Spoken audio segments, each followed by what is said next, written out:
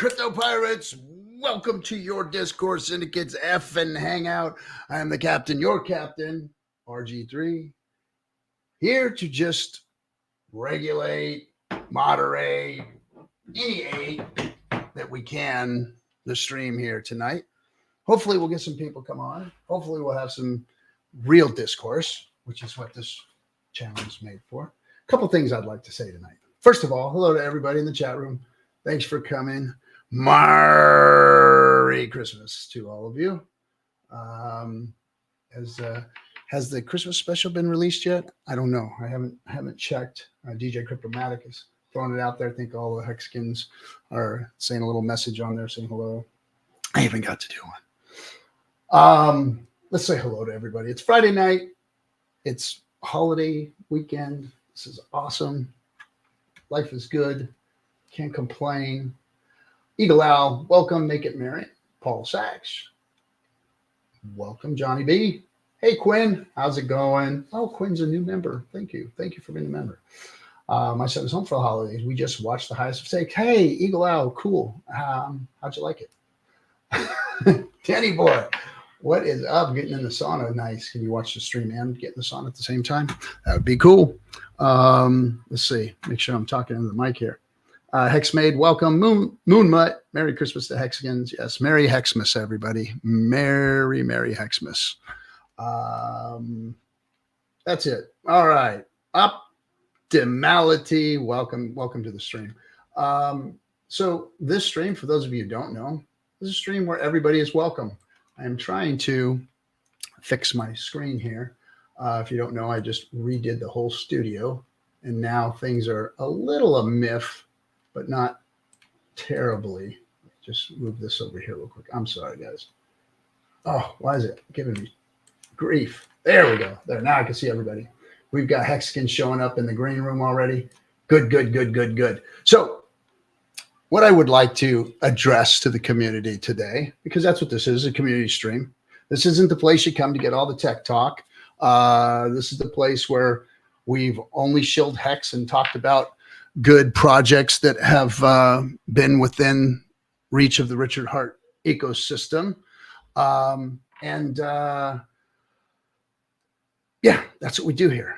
We keep it real. We've kept it Hex-centric, and we've praised everybody that has built on top of it, everybody that has gone out and tried to bring awareness or marketing or anything to the Richard Hart ecosystem, to Hex, Pulsex. And I'm getting a little miffed by some of the stuff I'm seeing in the community. And I know some of it's unwarranted, but I just want to address it anyway. I probably shouldn't even address it. But this channel here was one of the first channels to speak exclusively about Hex and for the Hex community. It's the first channel ever, and it might only be the only channel in existence that ever puts its link out there for anybody to come and join.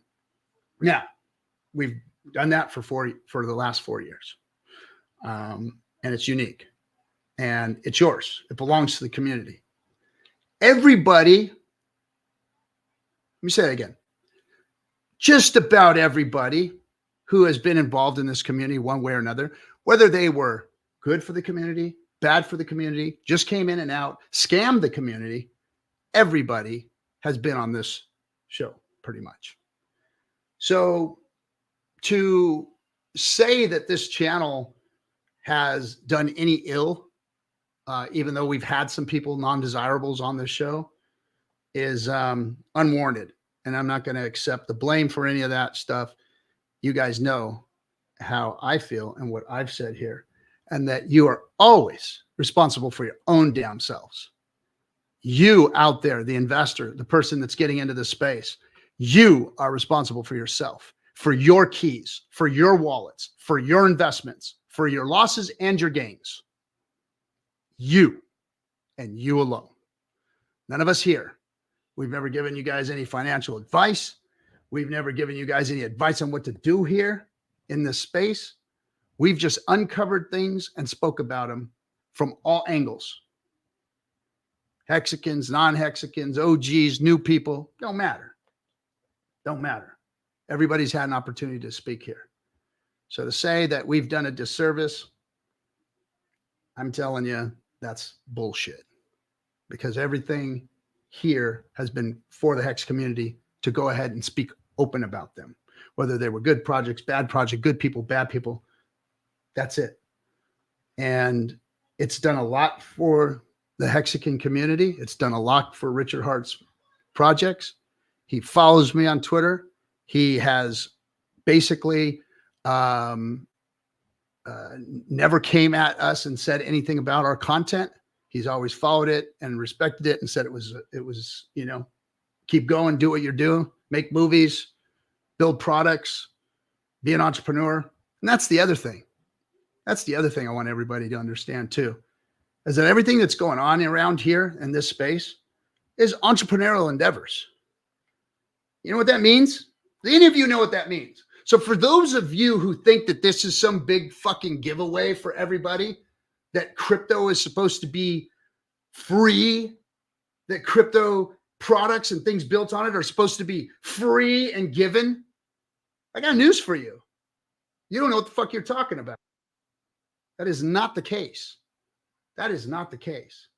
People who work here, put in the work and build things and put their own money and their own sweat equity into stuff built around these wonderful tools that Richard has put out for us, deserve to be compensated for what they're doing. So for any of you to talk shit about anybody who has an entrepreneurial endeavor and they market to this community because it's something that benefits this community or is a product they might be interested or enhances the system itself, you don't get it. You need to go back to school. You need to go back and read a little bit of Robert Kiyosaki, maybe a little bit of Think and Grow Rich. Get your mind in the right place. Because this isn't about a free giveaway, a handout. I'm so surprised that we have people in this community that are asked that want this all to be a handout, that want other people to do the work while they sit back and just enjoy it. Pump my bags for me, but don't charge me, or you're an asshole for charging me for things that you make that make my life easier. What a bunch of little bitches that cry and scream and yell like that. Have there been bad products, rug pulls, scams that have come through? Of course. But the reason we're still here is because we didn't do it. I didn't get ripped off by all of these guys. Why? Because I didn't trust them. I didn't get involved in their thing. We talked about it, said, hey, there's a new thing out here. Good luck to them. But it's you. It's on you. And how you utilize these things that are out there. So anyway, that's just my little talking to the community, that some of you need to check yourselves, that this is an entrepreneurial endeavor and that every Hexican is responsible for their own damn selves. And if you're trusting somebody on the internet to shill something to you and you're going to put your savings into it or your life investment into it, or you're going to give somebody your keys, or you're going to go and click on a website that you don't know about, or you're going to, get phished, that's on you. I'm sorry. That's on you. You need to learn how to protect yourself and be cautious in this space, because there are a lot of bad actors and we don't have any regulation. We have weird regulation. They don't go after all that bullshit that's going on out there. They go after the people that are doing things and building projects and trying to make the world a better place. So anyway, that's my little rant. Because it's the FN Hangout, I'm going to bring on the people that are waiting in the green room. We got some cool folks coming in. So first of all, my good friend and Hexican OG, Gary, otherwise known as Funding Jim. And then this guy here, another OG Hexican from back in the day, one of the first streamers too. He doesn't do much of it anymore because he's busy traveling and building homes and stuff. But Mr. Timmy B, what's happening? Hello. How's it going, man? We got another person in the back. I don't know who it is yet. Probably has been around, but I'm going to bring him up. just to see if we're going to get some shenanigans here. But anyway, Nate McGettit. Oh, I know, Nate. What's happening, man? DGen Roundtable, bro. What's happening? That's right, man. I'm hearing you talking about people wanting to take self-responsibility and everything. You know what? I think that might be kind of important. So mindset, baby, mindset. Let's go. It's in this in crypto. You know, I mean, it was a lot of libertarians, and I see a lot of people that were meritocracy-based type folks. It's like, you go out to do the work, you be responsible for your own self, and let's go out and do this thing, you know, and be careful. But for some reason, everybody wants to get their hands held. They want the government or the community leaders to take care of them, you know, and it just kind of miffs me that there's even people in this space talking like that, you know. Well, Anyway. I mean, it is easier though, right? It's a lot easier if someone does it for you, rather than you going out and doing the hard work, right? For 2 straight years, I was exit liquidity because I kept hearing people saying, buy this, buy this, buy this. And then I would just get dumped on, right? And that was it. And it wasn't until I gave up, gave it one more chance, and then learned that I was missing a lot of information. And so I worked hard. I said, you know what? I can see the potential. So it's either now or never. And I buckled down, and it was difficult because it was like drinking from a fire hose, man. Right. And I buckled down, learned, and well, here I am now. Nice. Well, welcome. There's a phrase that gets thrown around, and it gets thrown around outside of crypto also. The phrase is passive income. So the passive income phrase is not the same thing as free ride phrase. I don't think there's any such thing as passive income really at the end of the day. So like contributing, however you say, like you said, you invested time into understanding protocols, background, founder history, community. Like there's a lot of investment of time that doesn't cost $1, but it costs time, and time is money. So Dollar Cost Crypto talks about basically spending 6 to 8 hours per day with headphones on, just basically absorbing traditional finance kind of commentary, so that he could have some kind of perspective on macroeconomics. Nothing to do with crypto specifically, but so that he could relate, financial instruments in that world to crypto instruments. And he's got a thriving business in addition to his speculation in cryptocurrency, assets. So like the idea of passive income to me is not a real thing, because I don't want to have a free ride, really. I don't think that that's a real deal. Yeah, the use of the word passive, just defining the word passive means, not active. And anybody that's been in Hex for any considerable amount of time understands just how much activity has been involved in building the community, building the space. It's not just price charts. There's a lot of other things that take place behind the scenes that at least 3 of us here are well aware of because of our personal interactions and our engagement with people in and outside of the Hex space to try and create value here. So, Captain, I wanted to let you know, I wanted to share a piece of good news with you. I finally permanently fixed my unpredictable internet issues that I've had for the past 8 years. I treated myself to a Christmas present. I got Starlink. Oh, so I got it on Sunday. I broke it on Monday and had to have a replacement part shipped out that I just got today. And this is the first live stream that I'm participating in to take it for a test drive before I start doing my own live streams in the near future. nice. Well, you're freezing up a little bit right now. So Really? You got a little latency going on. Right when you said that, it started like Elon was watching you and pushed the button, Well, I'll have to do some tests. One thing that can help is if he changes his resolution on his camera down on the StreamYard app. But yeah. Yeah. Okay. That's sweet. 240. Let me play around with that then. I just had, I've had issues the whole time, the last 4 years here myself.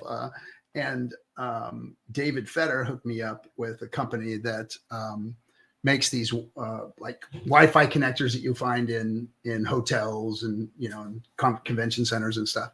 And I literally bought 3 of these things, and my house is like Wi-Fi enabled everywhere. Like you can crawl in the attic and it's just banging. One of goes those out my smart backyard. houses, right?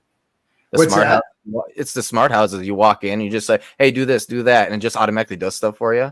Well, it can. It doesn't yet. I've got some of the lights, some of the Philips lights that change color in my whole backyard. I just had redone is all lit up with connected lights and whatnot, so you could play music and they dance and all kinds of cool That's shit. awesome. But yeah, and then I got a couple of smart hubs in here for my camera and everything, so I can go online and turn them on. Yeah, it's the Wi-Fi mesh system that I just put in. It's just freaking awesome. It's called Ubiquity, is the name of the company, and Ubiquity has not paid anything to be shilled here on this channel, but they're doing good work as far as I'm concerned. But yeah, if you're looking for a Wi-Fi mesh system, they're the bomb. I noticed, I don't know if you do shout outs on your show, but I noticed, maybe she's been here a long time, but Quinn, it says in the chat, new member. I don't know if what that means. And then MT Coiner, member for 16 months. I haven't been on StreamYard in a while, so maybe that's something that's been going on for a while. Yeah, Dark Santa, I guess. It's just it's Pirate Santa. I get the skull and crossbones. People in the chat are asking. Good to see you, Thothschild, and the rest of you guys in there. So that was the company. I wanted to upgrade to fiber. Yeah, I got fiber here, and so I just hooked that up finally. You do have to have a PoE switch when you do that, because they need to be powered. So you got to upgrade your switches or your router or whatever to PoE. That's it. So Gary, what you been up to, bud? Well, I'm. If anybody's seen my Twitter recently, it's mostly been before maybe 2 weeks ago or a week ago was Art Basel related networking, anything that had to do with the art industry in Miami. So I've been here for a couple of weeks now. Got invited by the Valuetainment people to an event that they had Cool. maybe a week ago or so. And so that's posted and pinned. And then today, that was last week. And then today I had another meeting with their office. So there's some stuff I'm working on it kind of feeds into what you were saying about like entrepreneurs is what attracted me to the Hex community to start with, like 3 years ago, 4 years ago. I know that I've said that constantly about like the work that you had done. I think you used to like host and be servers related to gaming. So like I liked that people weren't simply speculating, throwing, resource into a hat, so to speak, with crypto. I liked that there were builders here. And others, basically in the origin story of Hex is what really attracted me to be a public figure. And that gets attention like that. It's not necessarily crypto, but it's like my habit is to try and find small teams of people that can do things. Startup culture stuff is more attractive to me than simply speculation. So I had a nice meeting today in Fort Lauderdale with the PBD people. And yeah, things are going really good. I like it. Good, man. Thanks for all the boots on the ground work that you do. I know that, there was some Twitter controversy last week and people kind of running your name through the mud too. Like, I think it's like, every few weeks, couple of weeks, there's a new OG Hexican that gets drugged through the mud. I mean, I've been drugged through it a few times myself, and I know. And I think everybody needs to, kind of take a step back and realize that the people here, the people that have been around for a long time that aren't going anywhere, by the way, there's, Gary, he's back on the channel saying hello to the Hexicans and everything, in spite of what you all may have said or done to him this week and last week. But he knows that he's doing the right thing. He knows that he's out there working in this community, looking for opportunities to help grow this community. And again, everybody is responsible for their own selves, their own bags, whether they buy or sell, when they buy or sell. None of that's anybody else's damn business. None of that needs to be, none of those actions determine whether you're a Hexican or not. I just want to say that to anybody, because you're all going to sell one day. No, I'll buy. Yeah, I mean, let me address that a tiny bit. Tiny bit is because publicly on Twitter, at least, there's a lot of references to me specifically, and it's kind of was funny. Like I made tweet responses to it, trying not to engage, trying to in general, be diplomat about how I frame things or post. And it is interesting because I remember years ago making the same commentary that if someone is going to bring ROI, maybe from real estate or a startup business, and then they encounter the community here, right? And they say, hey, I think I want to throw some of my profits from my other adventures into cryptocurrency. What community should I select? That is a rotation, right? That is them taking liquidity or equity from something else that they've built and then putting it to work in the crypto community, right? Through speculation. So it's the same sort of thing to me. Like, to think that an individual, me or any others, only has a single wallet address, only has something that's, everything's been piled into one specific thing that's doxed. And as public as I've been, like I have posted addresses on my other Twitter, right? And I've said, this is what I have done. This is the liquidity that I took from something else. And this is where I put it to work in the crypto community to basically advocate and ambassador the protocol or the community. So it is disheartening when you get drugged, like I got drugged over this past week. But what I notice also is there's been from that specific wallet address that's been referenced, quite a few buys. And those buys have happened after the fact. And yet I don't hear any kind of commentary, zero commentary about the buys. I don't hear any commentary about liquidity providing or any of these other things that are necessary for an ecosystem to thrive. So I have to just take it as, in stride, especially when it's anonymous people with, long history maybe inside the community as far as a recognizable avatar, but really no identity, no accountability, no responsibility, no social capital really to lend, and no growth in their influence. You can see that people that have been working for this community for years and years and years grow in their influence because they're out there. Like they're doing things more than only the internet. Like that's where I see adding value to the community. And it's still, again, frustrating. So you can hear it in my word choice. Well, here's the thing, people, why is it that somebody would want to try and drag you over the rakes, right? Why? That's the first question you got to ask yourself. Well, it's probably because there's something about you that they wish they had. Now, if you are like, say, a different crypto community, right? And you're like, yeah, we're pretty good. We're awesome. Woohoo. Yay us. But then you go and look at, the Hexican, Pulsechans and all them, and they're just wild and they're going crazy and they love things and they're creating new things and there's a lot of camaraderie. Suddenly you're looking at them being like, well, that's not fair. How come we don't have that? We're better than them anyways. At least that's what your belief is, right? And so the only thing that you can, that you instinctively do is you say, I need to bring him down since he seems to be like one of the face of these people, right? I need to bring him down so that way I can be better, or at least be on his level. And so then they start acting really weird. I would call it just weird, right? But personally, I think it's that they need to grow. They need to get over something, maybe some kind of insecurity that they personally have. And unfortunately, you people who are going to be sitting there hating on us might want to look in the mirror, man. Yeah, I didn't want it to be a preach session. I appreciate your sentiment, your comment. It makes sense. This is still Discourse Syndicate. I like a little bit of sauciness, but I haven't been like, one of the reasons I haven't been doing streams and being like, YouTuber guy is because I haven't had the time. I travel constantly. I do it on behalf of the community. I do it hopefully in synergy because I want my investments of time and resource to multiply. I think that's why most people are in this community to start with. There's a bit of this altruism kind of thing, like you said, about like the freemium of being involved and having other people work on your behalf in a decentralized business. That's what this stuff is. This is a decentralized business. And I think that a lot of us work toward the marketing side. We're not building out protocols necessarily. We're not developers auditing code. So like community building is a thing that just about anybody can do, right? And we're going to pick up certain niches for a certain amount of time that are marketing efforts, synergistic marketing efforts. I remember when there was a push to everyone to have a TikTok account and post clips on TikTok. And that was a phase because that doesn't continue to go on.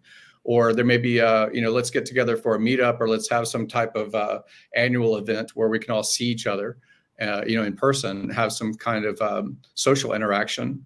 And again, those are far in between, except for the things that RG3 and the others have been doing with their tour stuff, right? So like we're all trying our best to put energy into the pot, right? So like I said, I don't want to overdiagnose the cause of why people do these sorts of things. It's just like, I think it's part of the internet. And outside of the internet, there's real world relationships, there's real world value that you can create that doesn't have to have anything to do with your crypto bags. Like you're a better person when you learn how to speak and communicate and socially calibrate. That's the benefit I've gotten out of this community mostly. Yeah, I don't mean to make it like way too deep or anything, but it is interesting, and I like to get those gears working every once in a while, Yeah, and a lot of times, what I'm noticing lately is because we are so small, we are so, I guess, organic and real.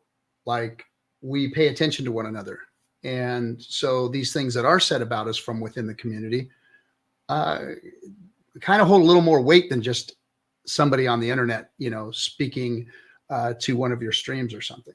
When it comes from within your community that you've worked so hard to help and develop, and years you've spent and the relationships you've built, it does come a little sideways. Then like some random guy with 4 followers on his Twitter makes a comment to you, it's like, whatever, but when it's somebody's been around the community for a year or two that, is trying also, even that you may have, communicated with in the past or whatever, all of a sudden starts coming at you sideways, talking out of the side of their neck, saying things about you that may or may not be true, or, and speculating on them and making these things bigger or worse than they are. And it just hits you in the, a little wrong. And it's I don't know. I've still been trying to figure it out too, because I know we're morphing and we're moving into a different place, and our communities, our streams, our community and our streams and all the things that we're doing are growing,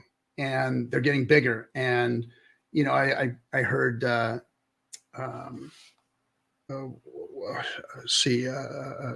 why am I forgetting his name? The biggest streamer in the world. Mr.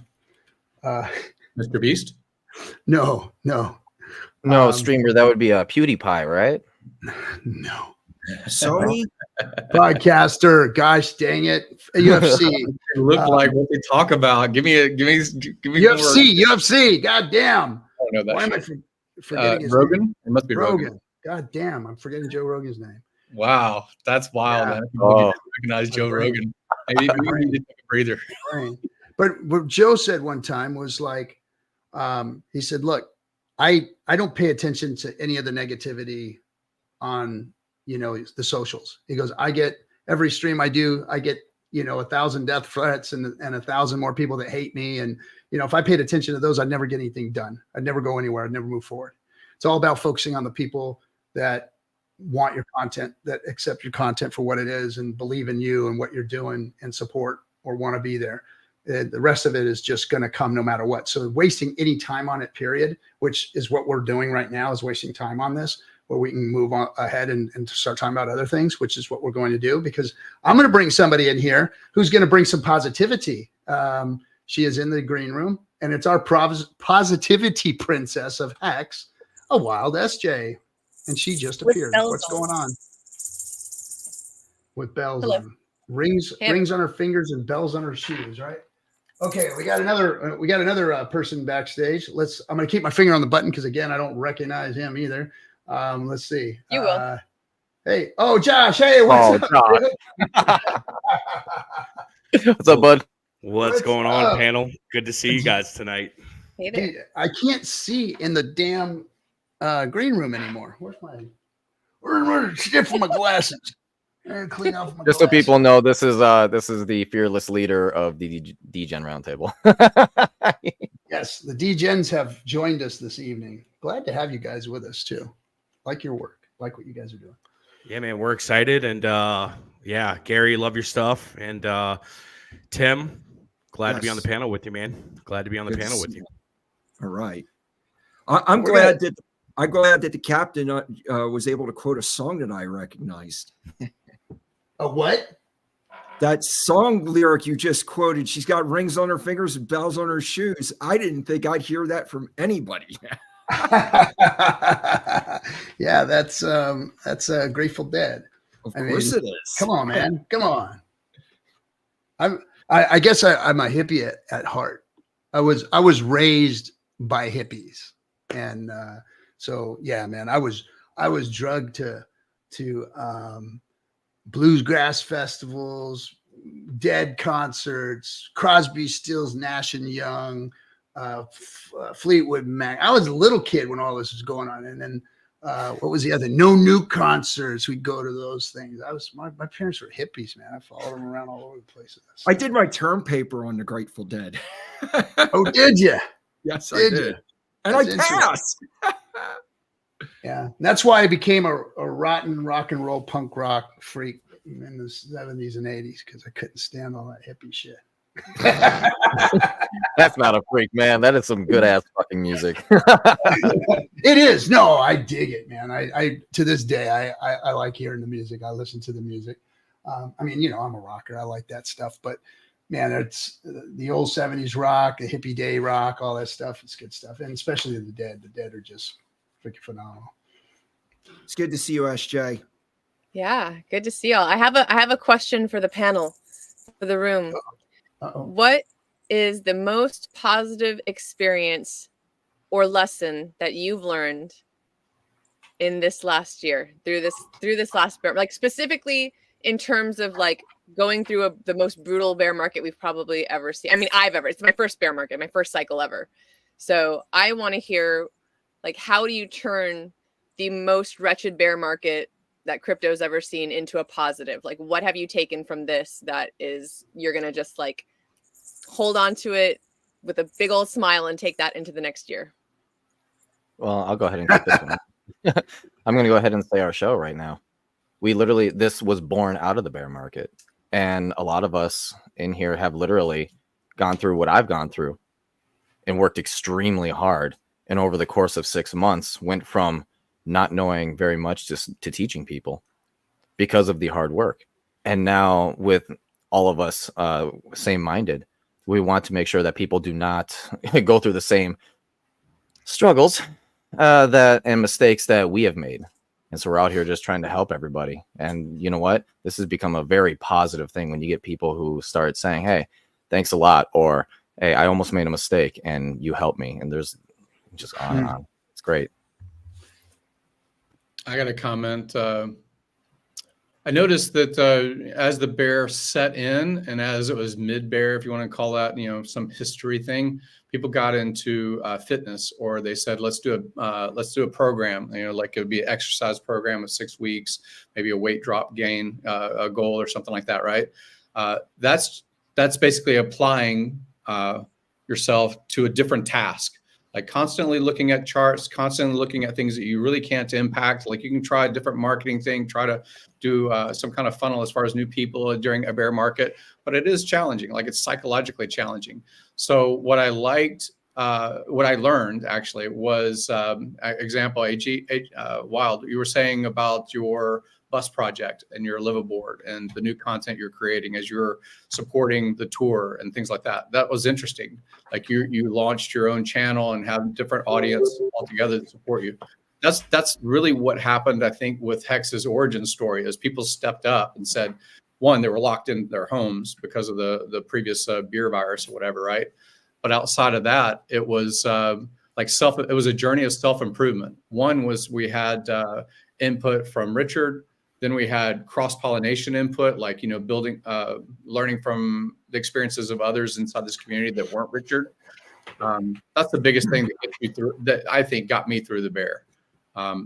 Focusing on something that wasn't just the day-to-day work, and it wasn't speculative charts.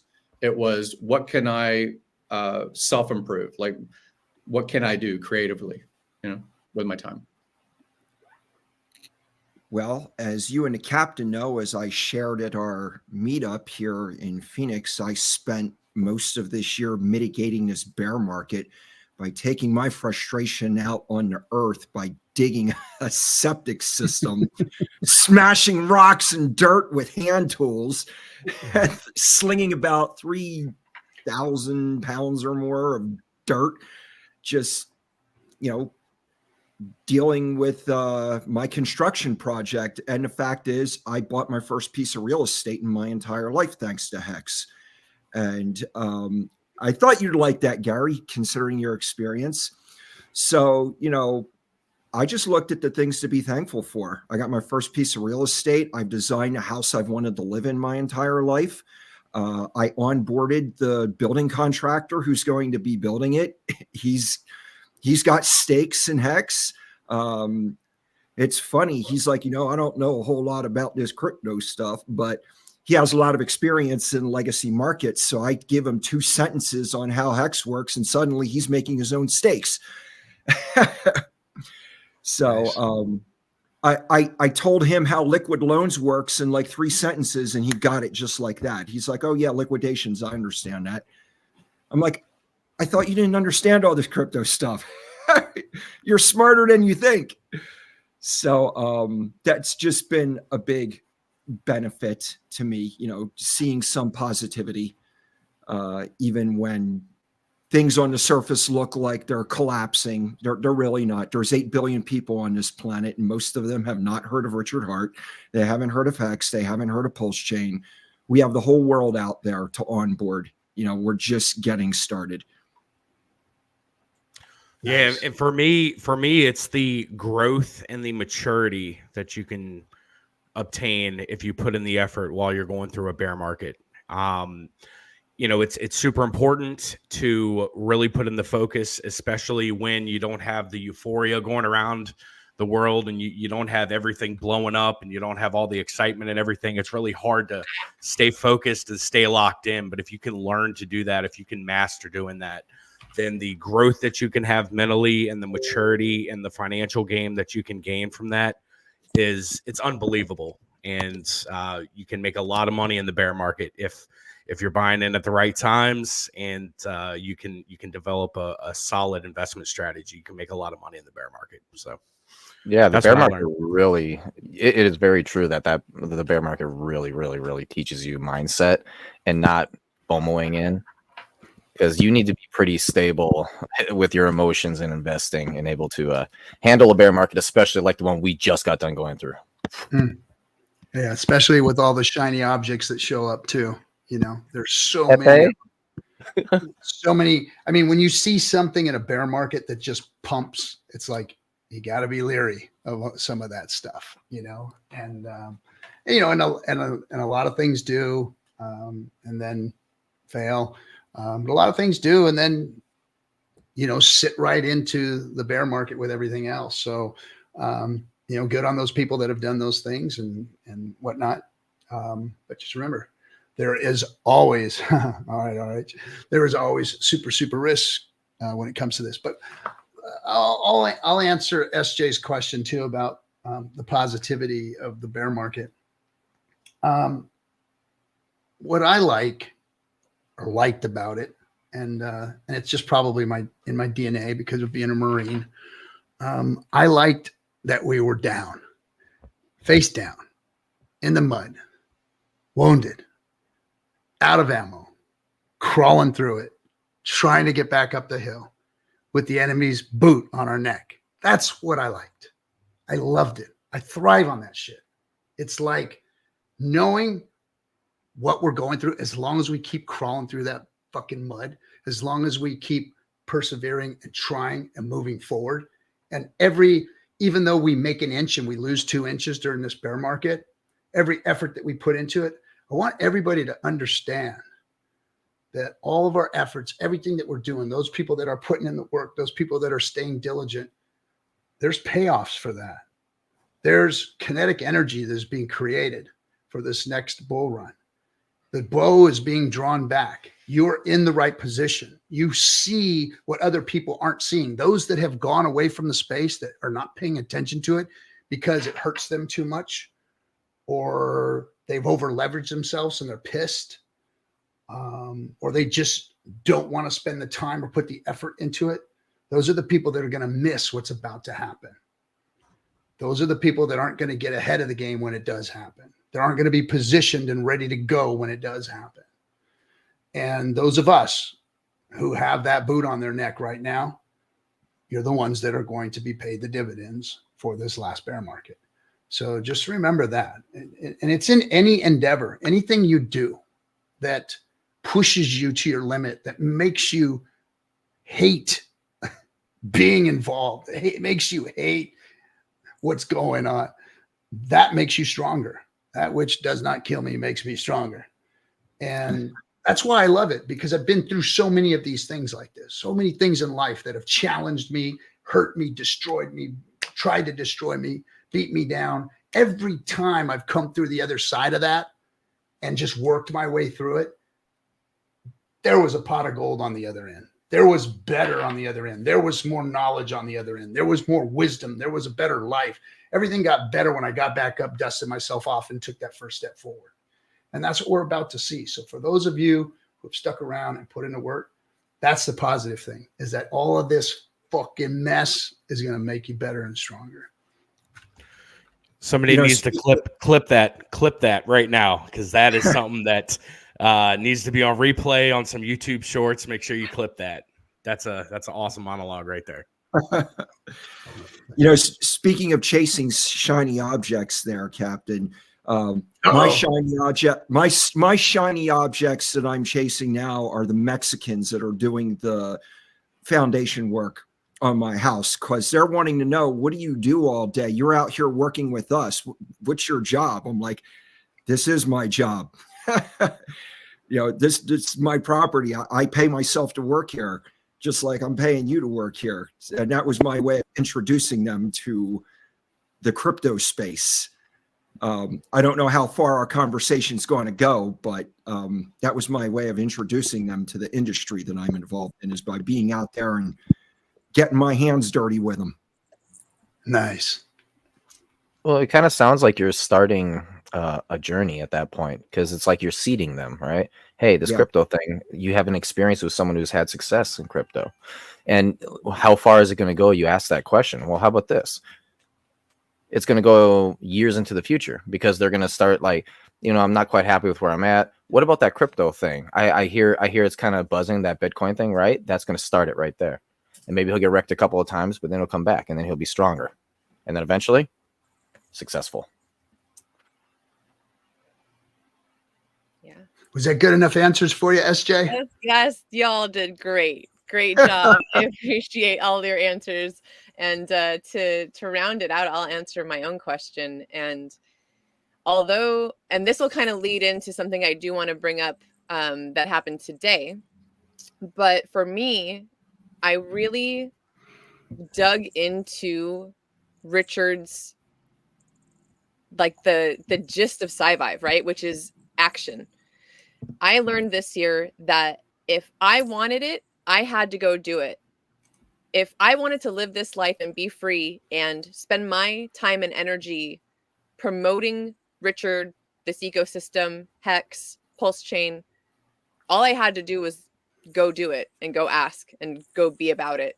And I want to share that message with any of you out there who are, really looking to do more and wanting to kind of step up your game and be a louder voice in this ecosystem. And I just want to encourage you to do so, because 3 years ago, I would not have thought I would be here doing this, living this kind of life.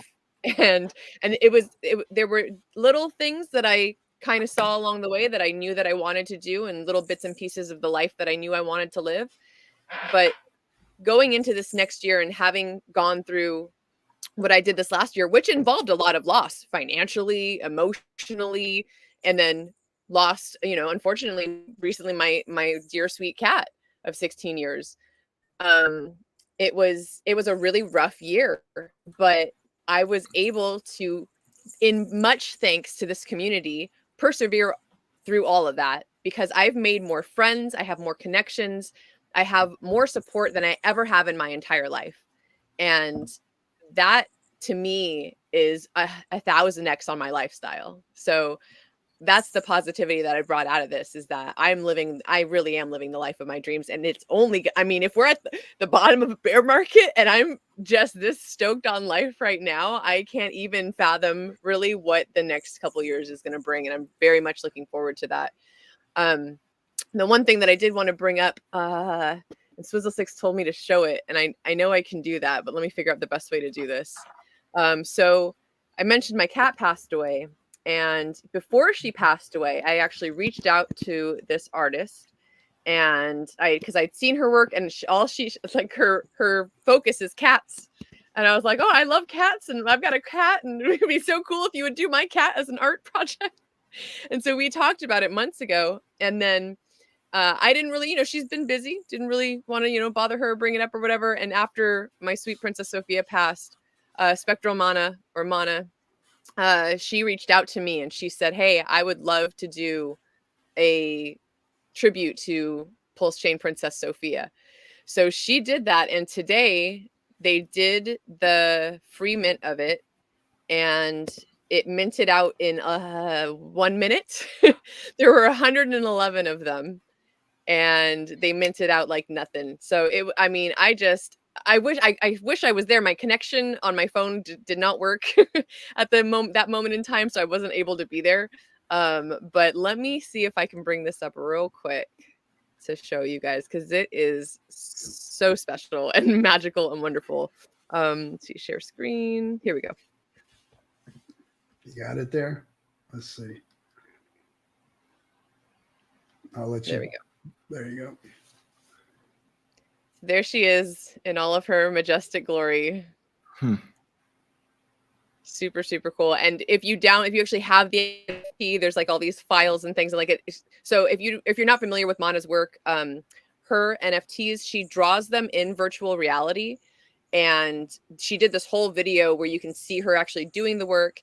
And then on top of that, she adds music to the art. So you can see kind of the pulsating aspect of the artwork right there. That's going in time to a track, to some music. So when you actually are in the space, and I'm still kind of NFT like noob, so I'm learning as I go about all this. But yeah, just so shout out to Mana and the Tang Gang. I mean, there's just so much awesome artwork, music. There's so many people that are building in so many different ways that I can't like, you guys. Pulsechain's what, 7 months old, 8 months old? Like, it's gonna be amazing, and I'm so proud and honored and part of this movement and a part of this space, because that's really what it is to me. Like at the core level of all of it, this is to me a movement, and many of us are here because we want to see things in the world change. So I'm excited to be a part of it, and I'm grateful to be here. That's my spiel for now. Well, right on. So how much did those NFTs cost? They were free. It was a free mint. Oh, they were free. Yeah. Oh, okay. Mm-hmm. There were 111 awesome. of them. Well, there's potential for secondary market, so they'll be possible to be listed on any of the platforms. There's many that can list the NFT itself, and then if you want to. As far as NFTs in general, like I hear all the time about what's the utility, whether it's a JPEG or whether it's, look through a specific app or listen to music and NFT. Part of it, and again, not to discount therapy, but like part of it's therapeutic. Like an artist relieves often anxiety or stress through being creative. And this is something where you can learn how to create something on your own. You can do what Mana is doing, maybe not with the same experience or talents or whatever that she has as an artist, but like the learning curve is something I really enjoy. Like that's part of this journey over the past 3 or 4 years is I don't know how to make a GIF or how to make do YouTube streaming or something like that. And I'll do that until I feel like I got the gist of it. And then I'll move to another topic. So that's one of the things that really comes from, an L1 is that you are limitless on what can be created. We talk about things like DEX tokens or PRC20s or NFTs because we can use that vocabulary. It exists, right? But this whole field, there are new things that have come out this cycle that don't have a label yet because they don't exist yet. Like there's new technologies that are coming out all the time. Nice. Another I like aspect the fact that they free drop them, and then they give the market a chance to just discover their value. That's really cool. Well, wait a minute. So clarify that. It's not a drop. It's a claim. So when people do a claim, it actually is a market signal that there's interest. And it might be an interest to advocate on behalf of, her past loved one. It's just as something on the blockchain showing support for another community member, right? So there's this kind of advocacy. And then there's people that, they are collecting these things. You and I, RG3, are old enough to have played with baseball cards when there was no cost, next to no cost, because they were ratty and destroyed within minutes if they got wet, stuff like that. Put them in the spokes of our bicycles. Yeah, exactly. So you put them exactly, so you can make a cool Nolan Ryan card in the spokes of your bicycle. Yeah, but then we end up overpaying for that. And why do we overpay for that later as adults? Is because we want to recapture that feeling of community, that feeling of nostalgia, that feeling that, you traded comic books when you were, 14 years old or whatever, or a classic car. Like, you and I, RG3 loves his Volkswagen, all of his different Volkswagen stuff. It's the same sort of thing. Like you're recapturing nostalgia. So the secondary market, when it comes to NFTs, partly there's two things in my opinion. One is you were there. You got the t-shirt, you went to the concert, you were part of that community forming, you were part of that launch, you minted out something that had identity to you or to your peers. And then later you might want to recapture it, right? To buy it off the market, secondary market. That's part of this nostalgia play. And then the second thing is, speculative. Why do people get that have a lot of resource money? Why do they pay a lot of money for a piece of canvas with some paint on it? Right. Part of it is that social signaling, right? It's like, oh yeah, I've collected this artist, that artist. Banksy dropped something, Beeple dropped something, or whatever it may be in the NFT world as well. That's what Art Basel has been over this past couple of weeks, is people throwing around millions and millions of dollars on social signaling. That's what it is. Nice. We've got somebody else in the green room. He's muted out and blocked out. I don't know if he's going to come up or not. I'm going to bring him anyway. ID. You there, ID, or What you up, hanging out in the back? No, I'm What's happening? What's up? Just wanted to talk to you. How's everyone? We're good. We're good. Just Friday night, right before the holidays. Happy Good old Friday. FN Hangout. Friday night. Hey, Identity Block, what's up? What's up? What's up, guys? I'm feeling really good. I'm on my first day of my first vacation in 2 years. Woo. I'm gonna There go you go. all the way through, Dang. all the way to the new year, and then I get to go back to work. Nate, let me just tell you, I remember those days. Ah, They weren't that long ago. I remember those days. I wake up now and I go, man, this is my life. Like understanding what's going on in this space, talking to, 10, 20, 30 hexicans a day on the phone, whatever, in chat rooms. I mean, that's my life now. And it's freaking awesome, man. And hey, it's probably going to change for a lot of people this next bull run. I agree with that. And that's, yeah, see, I'm on the other side of that right now, and I'm kind of like, I want to kind of get where, like, in the area, at least getting close to where you're at, right? Where maybe I could do something like this for a living, or perhaps maybe I'd just be retired and able to pursue other things I would want to do. That's the dream, right? That's why you work so hard. Well, it took me a couple of years of being in the space. So I mean, I didn't transition into just straight, crypto. It was, I was working, had my job, did both at the same time. And that was very stressful, very difficult, very stressful, doing both, getting businesses off the ground within the crypto space, making a movie, doing all the things that we did, but still providing for my family and working and buying more crypto.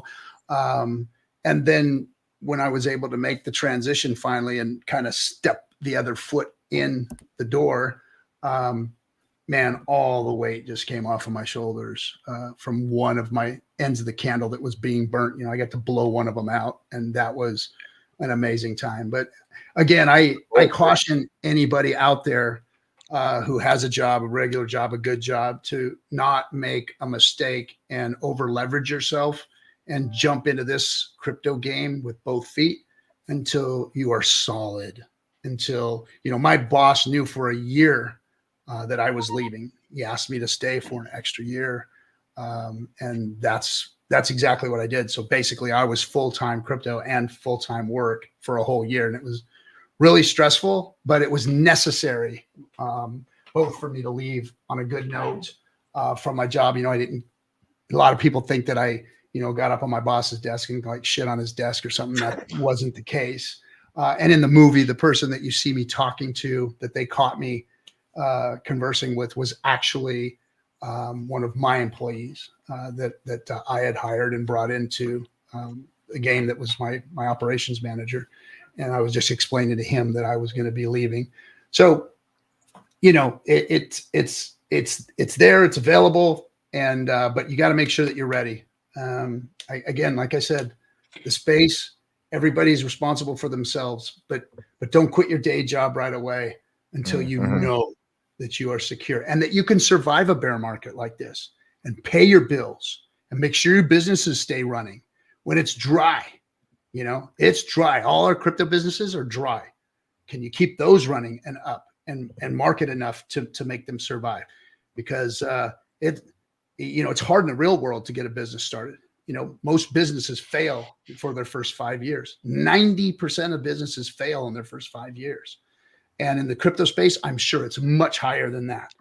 So it's extremely difficult to make ends meet in this space, unless you have some monster lucky bag that you cash out. And if you're able to cash out, you got to realize that too. You can be worth hundreds of millions on paper, but when it really comes down to it, you're worth what's in that liquidity pool, baby. That's what you're really worth. What you can pull and what lifestyle you can live off of that. Don't look at yourself when you got millions like you're a millionaire. You've only got what's in that liquidity pool that you can pull out. That is it. So always, always keep that in mind. When you think you've made it, think again. Not yet. Yeah, that's very interesting that you bring that up. That's the mistake that most people make. They think somebody's got, billions and billions of dollars, but their whole idea is that, that's just sitting in the bank. They could take it out at any point. No. How much is actually sitting there in liquid able to use? That's great. I love that. I mean, even if you need $100,000, to get you through your year or whatever, try pulling that off and see what happens and see how much you get and how much crypto that costs you to pull $100,000 out of a liquidity pool. Even some of the most liquid, it's a harsh reality when you see the numbers. And then of course, you've got, other things to deal with after that. So it's not easy to live this crypto game. Once you've made the games, you have to really be diligent of what you're doing, understand what you're doing, have the right people around you, the right money people around you, as far as CPAs and lawyers and all of those things, tax professionals that understand the crypto game. I know there's a lot of people out there that rogue it or do it on their own, or, they don't do anything. That's fine. But for those of you who want to live on the cautious side and try and make things right so that you're not running and gunning and being chased around the world or whatever, do your due diligence, take care of your business. Because it's not easy to just live off of this crypto game. Randy Holarski is a good guy to watch when it comes to that. He's a world traveler and he handles his business well. I like that. Something interesting about the Pulsechain network is on Bitcoin proof of work, you have overhead during a bear market. That's why you decide to turn off your miners and you're no longer are mining. So you have nothing productive because you're trying to cut expenses that are burning you out on a week to or month-to-month basis for sure in a bear market. Your overhead in validating in Pulsechain is next to nil. Like you have to keep your server up. But outside of that, like you don't have an electric draw, You probably don't have a hardware upgrade requirement. Your internet is something that you already have, most likely, as far as service to your house or your property or something like that. So it's interesting, if Pulsechain had been alive, to look at the metrics and compare those in marketing, at least during a bear market, as far as the drawdown of proof of work or drawdown even of Ethereum. Like Ethereum might have a price entry of 32 ETH, and surely it collapsed down to 150 in the past, or maybe most recently like 800 or 900. And previous cycle was like 150 in 2017, 18 or whatever. So it's interesting as far as like, you don't have to sell PLS at 32 million PLS in a validator to continue validating. Like, you don't have the same overheads in this network. So just something to consider.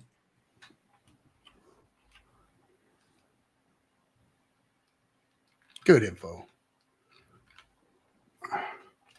So speaking of not selling your Pulse, how about liquid loans, eh? Oh, I love liquid loans.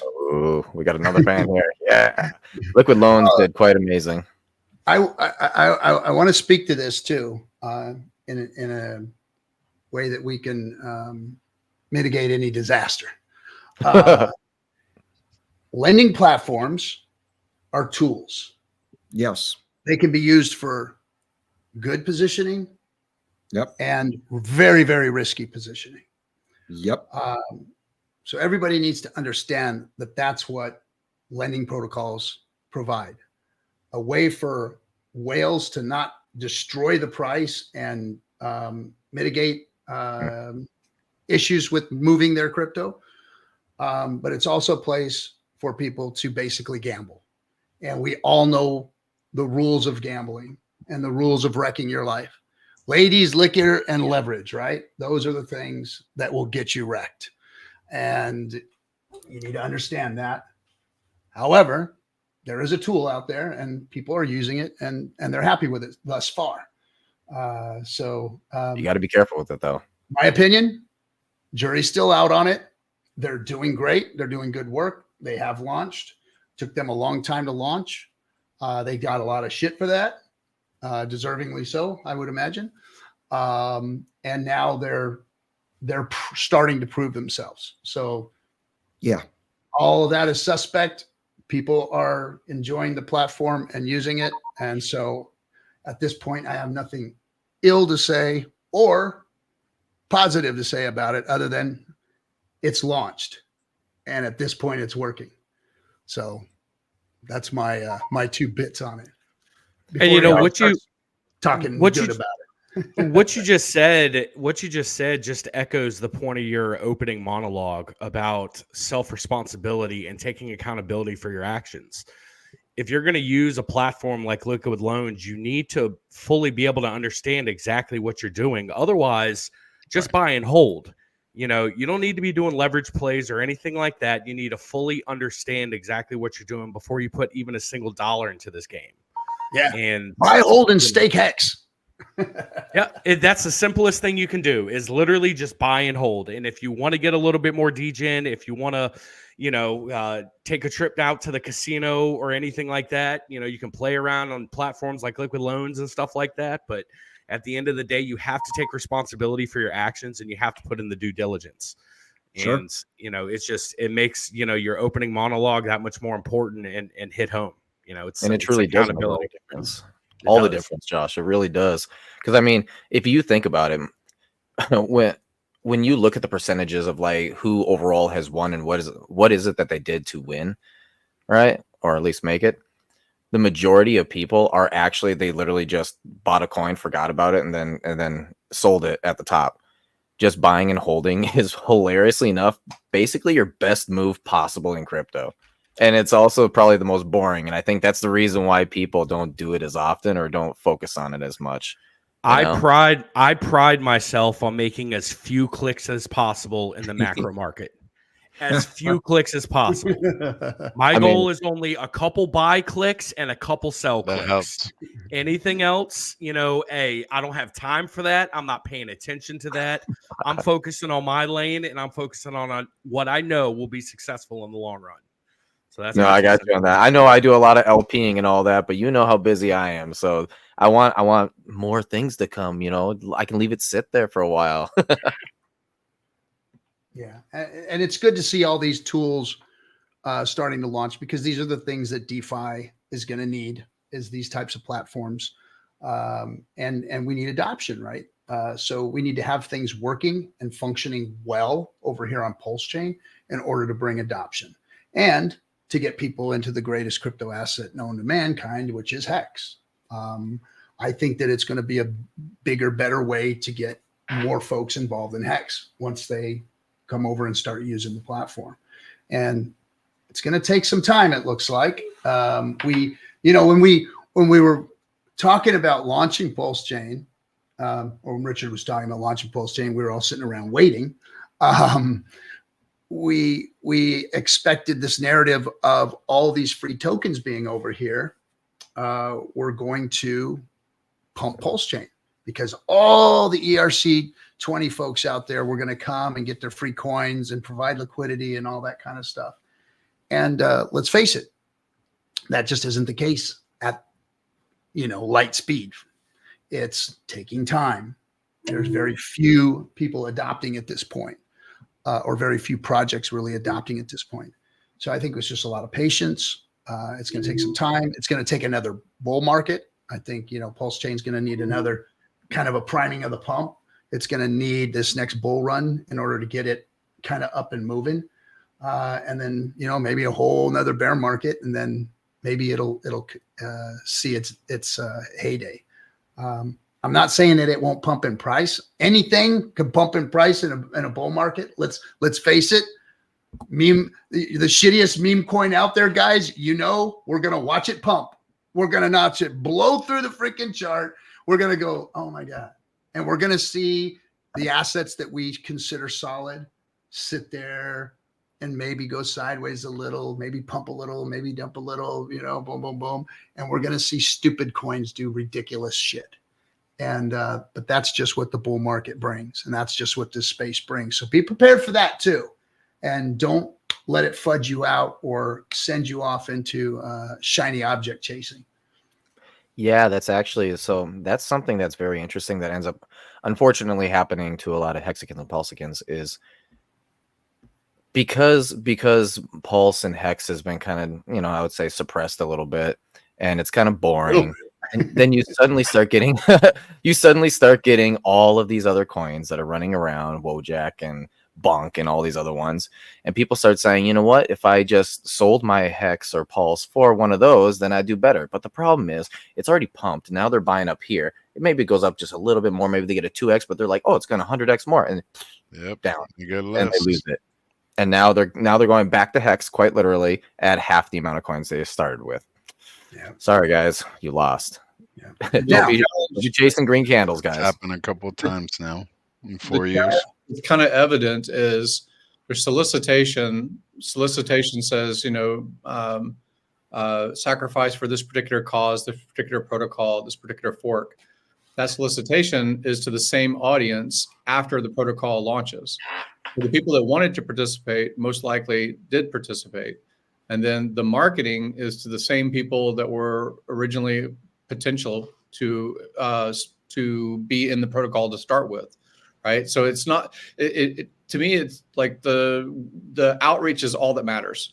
Like, it's great that we have social cohesion and we have like support and things like that. As a community, that's amazing. Still, number one in my mind is 10x the community. So like speaking outside, if you like liquid loans, don't hashtag liquid loans, hashtag Hex, hashtag Pulsechain, because you're talking to the same people. Like, you're not talking to anybody new. If what you're going to do is Twitter, right? If what you're going to do is talking about a protocol that you're involved with or that you're a founder of, this community already supports, because the protocol is alive. It was developed, it launched, it already is here. And so speaking to that same audience isn't new people, it's the same people. And so you see, I wouldn't call it a bleed down, I just see a dilution, because it's the same audience being targeted with the same marketing message that's been around for a couple of years. New people, new meetups, outside of only hashtagging Bitcoin and Ethereum. That's where it comes from, I think. So technically speaking, if you wanted to get more people in, like more new people, more new liquidity into Pulsechain, Hex, and all that, technically speaking, what you're going to want to do is you're going to want to try and get as many people who are in Bitcoin right now, not Bitcoin maxis necessarily, because they'll be Bitcoin maxis, but you want to get people who have a lot of Bitcoin right now to start moving into Ethereum. Once we start watching people then dump into Ethereum, that's when the Hexicans need to start kind of like preaching and yelling and screaming and telling everybody we're the best, right? Because what's going to end up happening is that then Ethereum is going to pump. And then from Ethereum pumping, what ends up happening is people dump it into alts, anything else, shiny new object.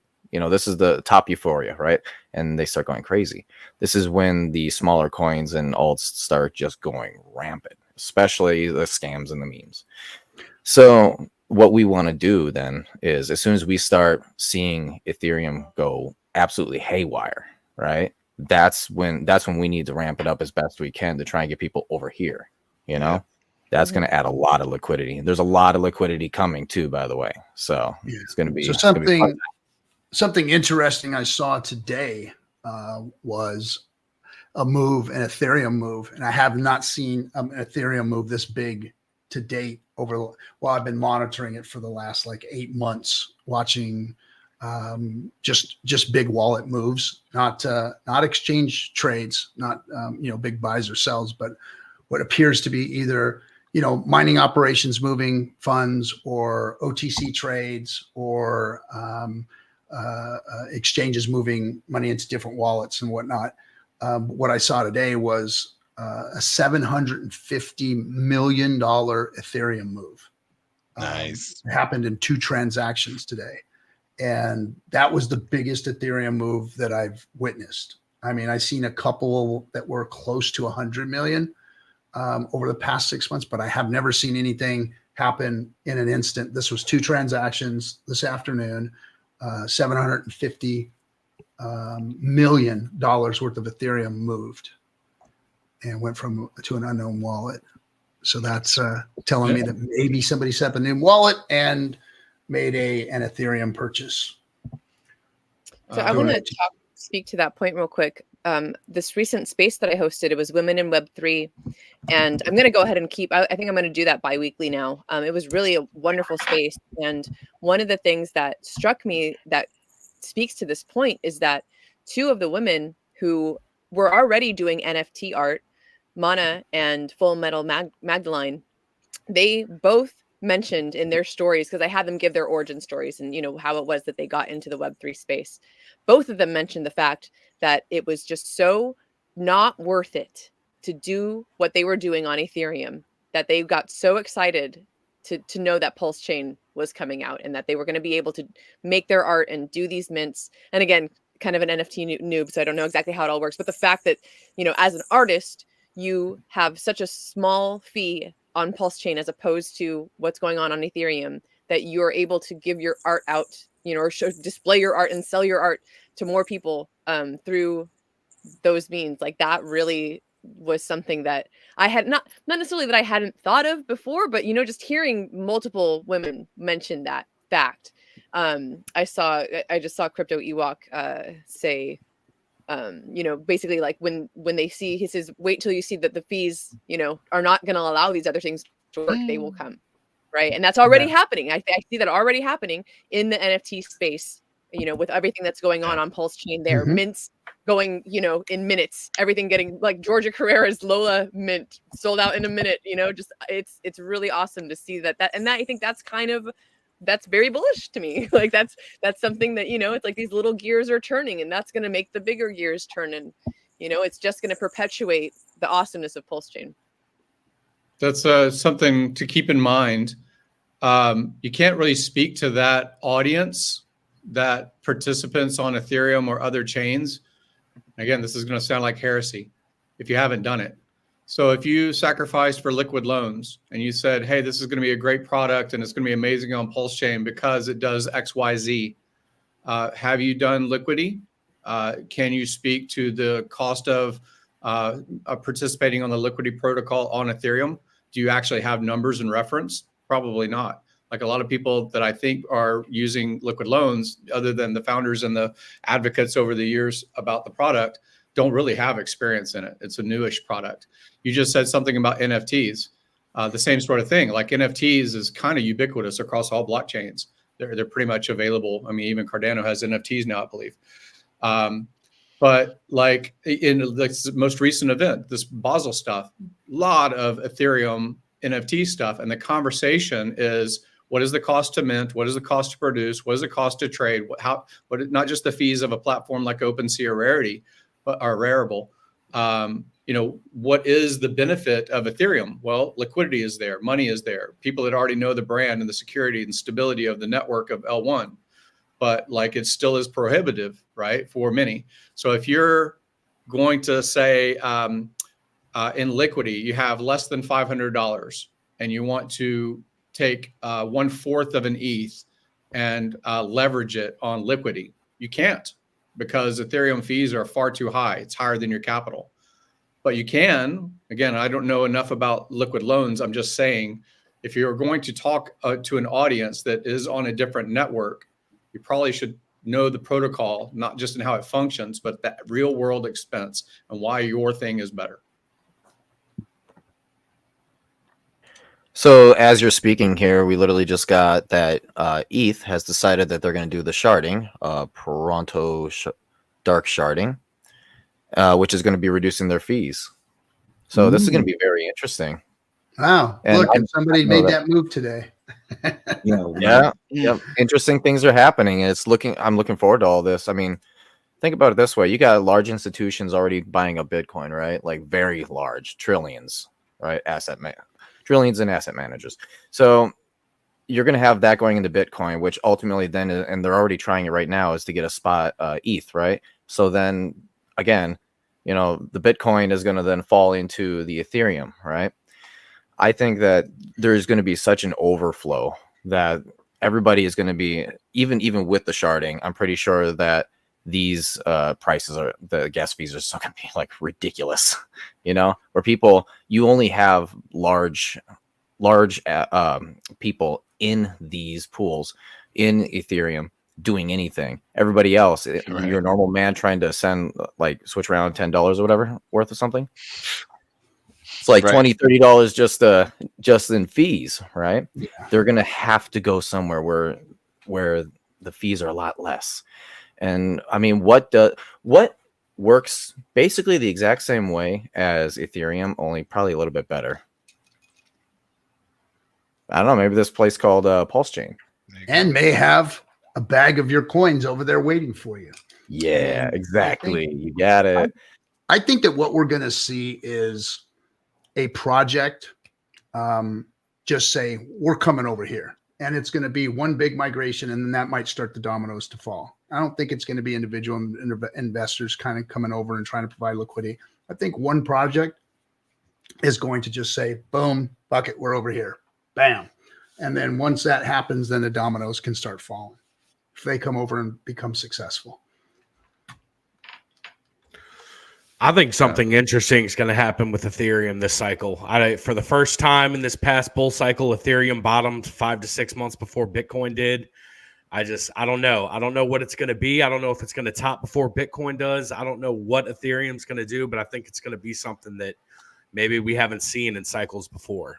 So I don't know. I'm keeping an eye out for that, though. Maybe OTC, like big money coming in. Could be. But it bottomed out in July, and Bitcoin didn't bottom out until like November or December. So there's definitely a deviation in the normal pattern going on there. So it would be interesting to see what happens for the macros top for this cycle coming up. Yep. So this one's going to be interesting. Oh yeah, when people talk about bad about Ethereum Hex, I think, as a community, I think what we need to do is actually try and lift up Ethereum Hex as much as possible. Because I kind of get the idea that Ethereum Hex is going to be that boat that travels people over the bridge to Pulsechain. I think that's going to be our number one seller. Thoughts? I don't think anybody's going to disagree with you on the panel. Yeah. You know, Broader crypto I don't think there's going to be a. let me get out here, like, give my opinion. Yeah, go ahead, please.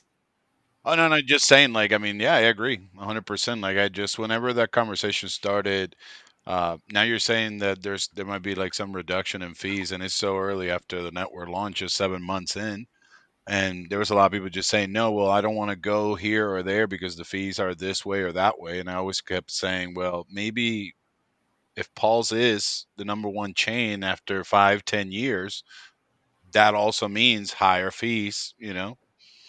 So even by picking the winner, you might still be not doing the right choice. So it's just, why pick one or the other? I mean, some of us, we might be writing all 4 copies and thinking that let's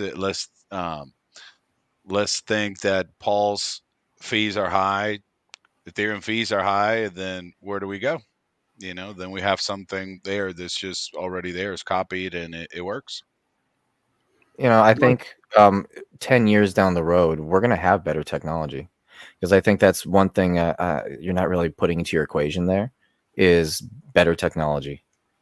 And you got to think, like, we have AIs at this point that are really going to start helping us out. Technology is going to take off a lot faster than we humans can really imagine, I would say. That's actually something to keep in mind. You know, when you, RG3 and maybe others in the room remember this narrative that we've hit peak oil, and no more oil is going to be out there, and it's such a scarce commodity that you can't find it, and you got to overpay for it. This is, again, the 70s and 80s, especially peak oil narratives were going around everywhere. Yep. Now that we have AI, and basically the endpoint consumer can do all the things that we're seeing, like images or ChatGPT, things like that. Even the task of sharding and, you know, making improvements to Ethereum or Pulsechain, incorporating those things are AI assisted now. Like, your timeline is different, because similar to peak oil, it was saying a drill can only go straight down, and here's where the oil is at a certain depth, and we can't reach that now. Like, that's too far, that's beyond us. So we've reached peak oil and what's available. But then technology improves, and you can make a drill that turns to the left and goes down, like after that. Or you can improve the efficiency of the car engine itself, the internal combustion engine, so that your supply no longer needed to be as large to fit the demand. So there's improvements, and AI is going to play a lot into this blockchain stuff, right? Security, stability, development of, things that may not be protocol based, like cost per unit of gas. There's a lot of stuff that I think AI can improve on both networks, or many networks, EVMs. Yeah.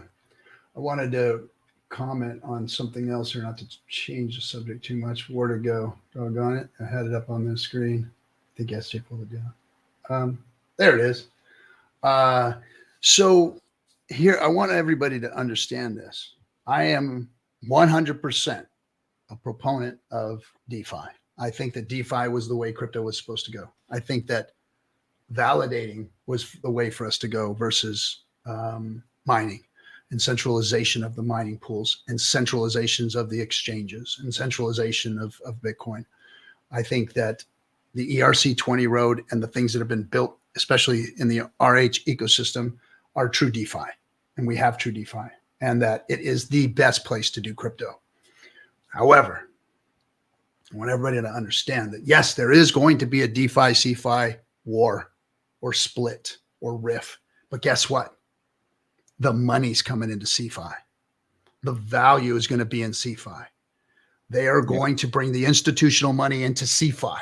CeFi is what's going to pump. Now, DeFi is going to have its day. It's going to have its place. It's going to be the cash. It's going to be the rest of us crypto pirates and, cypherpunks are going to be over here and wanting it and wanting to build on it. But let's face the facts. The money's coming into CeFi. And you ain't going to change that, no matter how loud you scream or how much you want it. We've got a lot of work to do in the DeFi space. First of all, this season, we've got to preserve it because they're after it. They want to shut it down. That's what the powers that be are doing. Now, if they get their way, they're going to regulate the crap out of it. They're going to squeeze the shit out of us. They're going to try and block everything off from us to access our DeFi space if they have their way, if they get what they want.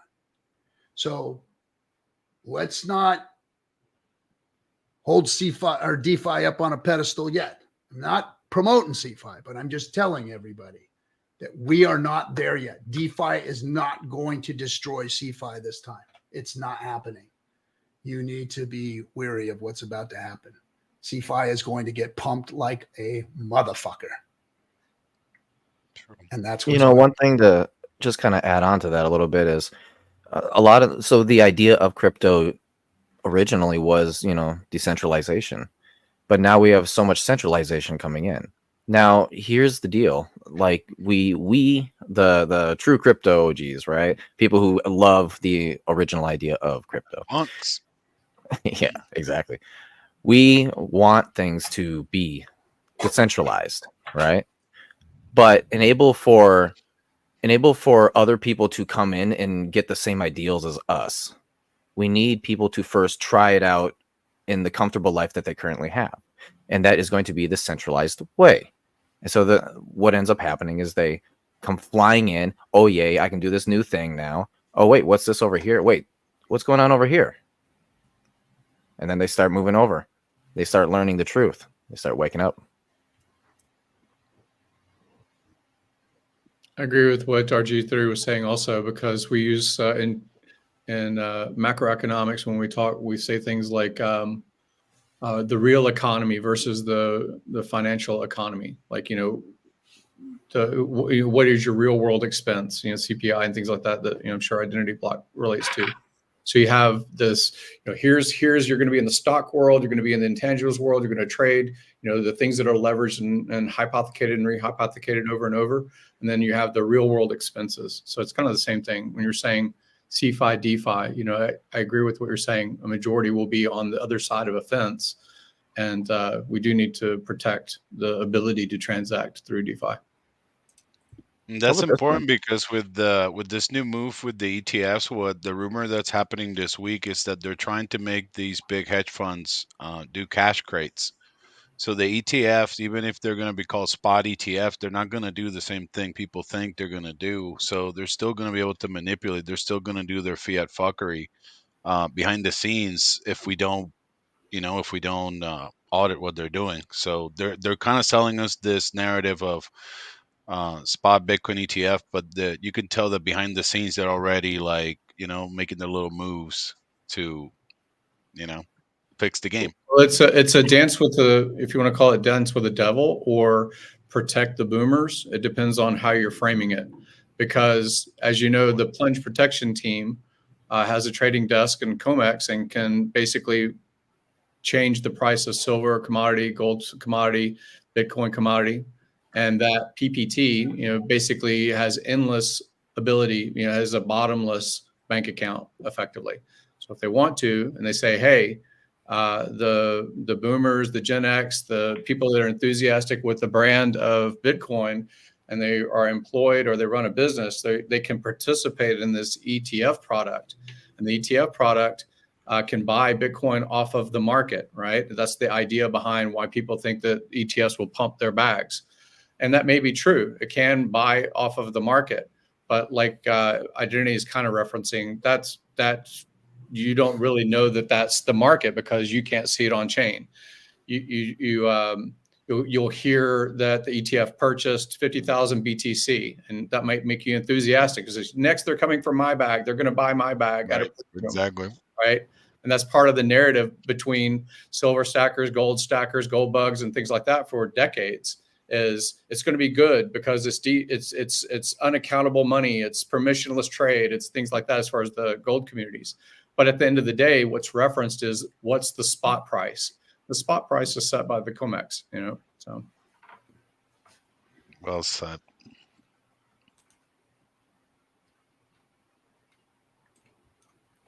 Well, not to have put a doom and gloom damper on things, but it's just our reality. I mean, that's what we're going to be facing. We just have to be prepared for it. We can't, there's one thing to be enthusiastic about what we're doing, where we're at, it's also another thing to use discernment and understand where we really are, to understand the gauge of the market, the place that we are, and so that we can understand how to market, so that we can understand where we are at and how we should be marketing at this time in this place. You know, how enthusiastic are we? How boisterous are we about the things that we're doing and how we're moving forward? We have to equal the energy of the space we're in and the position that we're put in here. I'd like to see us really work hard during this downtime next year politically, of putting ourselves together politically and understanding what challenges are coming and where we should all, and what maturity level we should all have to face the challenges that are coming, because they're going to take their foot off the gas in the next few weeks, months, whatever, for this election to go take place. They are not going to talk about crypto. They are not going to be trying to enforce any regulations. They're going to be very, very quiet, because none of them want to risk pissing off or losing to another candidate based on something they said about crypto, something that they don't know anything about, that they don't know if they can step on their own, going into it. And that's what we saw the last election cycle, was they were all very, very quiet and they stopped talking about crypto. And I do believe, and it's my opinion, that that's what's going to happen next year. And I think that's the time for us to, in the bull market, gather momentum to put our financial energy and our energy, for those of us who can, into the lobbying space, into the space that, even though I'm 100% against lobbying, I'm 100% against that existing in my government, period. 100. Like, I want to see Citizens United reversed, revoked, removed, and the power given back to the people. That's my hardcore stance. But I know that's not our reality. We can sit here and yell and scream about that all we want. It's unfair that the government's doing what they're doing and the SEC's doing what they're doing. That does absolutely nothing. It does nothing for us. Screaming about it, yelling about it, conspiracy theorying about it, talking about the freaking dark recesses of our government doing shit to us. It doesn't matter. If you don't meet them on the battlefield where they stand and do your own diligence and use the tools that are out there to fight the battle, you lose. Just like they did the last time. Everybody's on the internet yelling and screaming about conspiracy theories and bullshit. And where are they now? A bunch of them got put in jail for doing stupid shit. A bunch of them lost in courts for stuff. All of this shit that everybody screams about, conspiracy theory bullshit, ends up putting most of them in jail or on an FBI's most wanted list for doing stupid shit. Versus going out and doing what the real work is that the people can do. See, we're not going to start and win a revolution with firearms and violence and all of that kind of shit. It's not going to happen in this day and age. This is the world's biggest superpower ever seen, ever. The reason we are the financial juggernaut that we are, and the reason the dollar is okay after all the bullshit it's been through, is because we got the most fucking guns and the baddest ass motherfuckers on the planet to go use them. That's it. You ain't stopping that. So what do you got to do? You got to meet them in the battlefield, which is the lobby shops. Yep. We have to take our financial energy, and instead of putting it into all the stupid shit that we've done a lot of stupid shit. We put a lot of money into things that we probably didn't need to. If we were to put our money into lobbying farms. What's that, Gary? I'm sorry. Don't talk about my shrimp farms. Hex shrimp farms. I remember that. You know, for those of you who don't know early history, one of the first scams that kind of flew across all of our desks was the shrimp farms. It was the first kind of rug pull, hourglass kind of projects that was out there in the early days of Hex, and people were farming shrimp. I think even Crypto Coffee has a video, video on it, yeah, of him farming shrimp And Yeah. then, And gas was like super cheap too. Then like gas turned on everyone. yeah. Hey, real quick before you all like go any more off topic or anything, I want to just say that I love hearing the captain talk about this specifically. And good news, you're going to be talking to a lobbyist after the first of the year because we've got someone Yes. from the DCTA, which is the Digital Currency Traders Alliance. I'm starting to learn a Nice. little bit more about legislation and who's doing what in that space. And we're going to have one of the executives on to speak with RG3 on chatting with the captain. And I just want to put this out there. If anyone has connections with anyone in politics that has anything to do with crypto legislation, please let me know, because that is my goal for this next year, is to get as many guests as possible that are in that space onto the chatting with the captain stream. So I really would And- just love to know more about that. And we've got to hold their feet to the fire, because I went to DC year and a half ago, and I went into the lobby shops, the crypto lobby shops, and I spoke DeFi, and they looked at me like I was crazy. Like, CeFi is the way to go. We need to Yeah. get regulations for CeFi, was what they were telling me. And I'm like, wait a minute, CeFi is about to scam out on everybody. What are you guys talking about? And they looked at me like I was crazy. And when I left there, I was perplexed. I was like, wait, these are crypto folks. These were people. And I did some research on them, and they were legit people that were working on blockchain projects, that were in crypto, that were Yeah. been around for a long time, some of them advocates, and they were shilling this stuff out there. And as soon as I left, I was gone. Maybe I was back here 2 months trying to figure this whole thing out, talking to some of BitBoy's people about this, because they were getting heavily into the politics also. And then all of a sudden FTX scams out. And then it made total sense to me of what was going on, because they were pumping the money into the lobby firm. Exactly. And Sailor and Yep, CZ. and that's what they wanted. They wanted to get regulation on their centralized exchanges so that they can move the money, so that they can manipulate the systems. That's what they wanted to do. And it failed. You know, that's good on us that it failed. And they were trying to regulate DeFi at the same time, which is cool. Now they've backed off of DeFi because they've backed off of the whole thing, to be honest. And they've got mud on their face. So it's like the perfect time. Look, they're not down for sure. They may have got smacked, but they're definitely not down. This is the time for us, though, to regroup, to regather, to put things together, to go out and set up our own lobby shop, and to work on getting DeFi brought to the table versus looked away from, shunned. We're the cash. We're where the problems are. We're where the AML needs to be. You know, that narrative needs to go away. We need real people in DeFi showing ourselves. And, you know, and one of the things, and I know it's controversial to some people, that the petition that we put up, we've got 40,000 signatures on it for people supporting DeFi. And that's a good start on getting people to recognize what's going on. 2 years ago during the election, we had people donate to one of the treasurers, the treasurer, Zach Conine of Nevada, to get him reelected. And he was reelected. And he's a crypto-friendly legislator, and he understands DeFi, and he wants to help and make Nevada more DeFi-centric state, one of the most friendly DeFi-centric states. And now he's talking about running for bigger offices in Nevada, and we helped him. So it's those kinds of things that we have to do to start getting some traction and gaining some ground on what's going on out there. Because if we just sit back and eat shit and bark at the moon and yell and scream on our streams about conspiracy theories and other bullshit, we're going nowhere.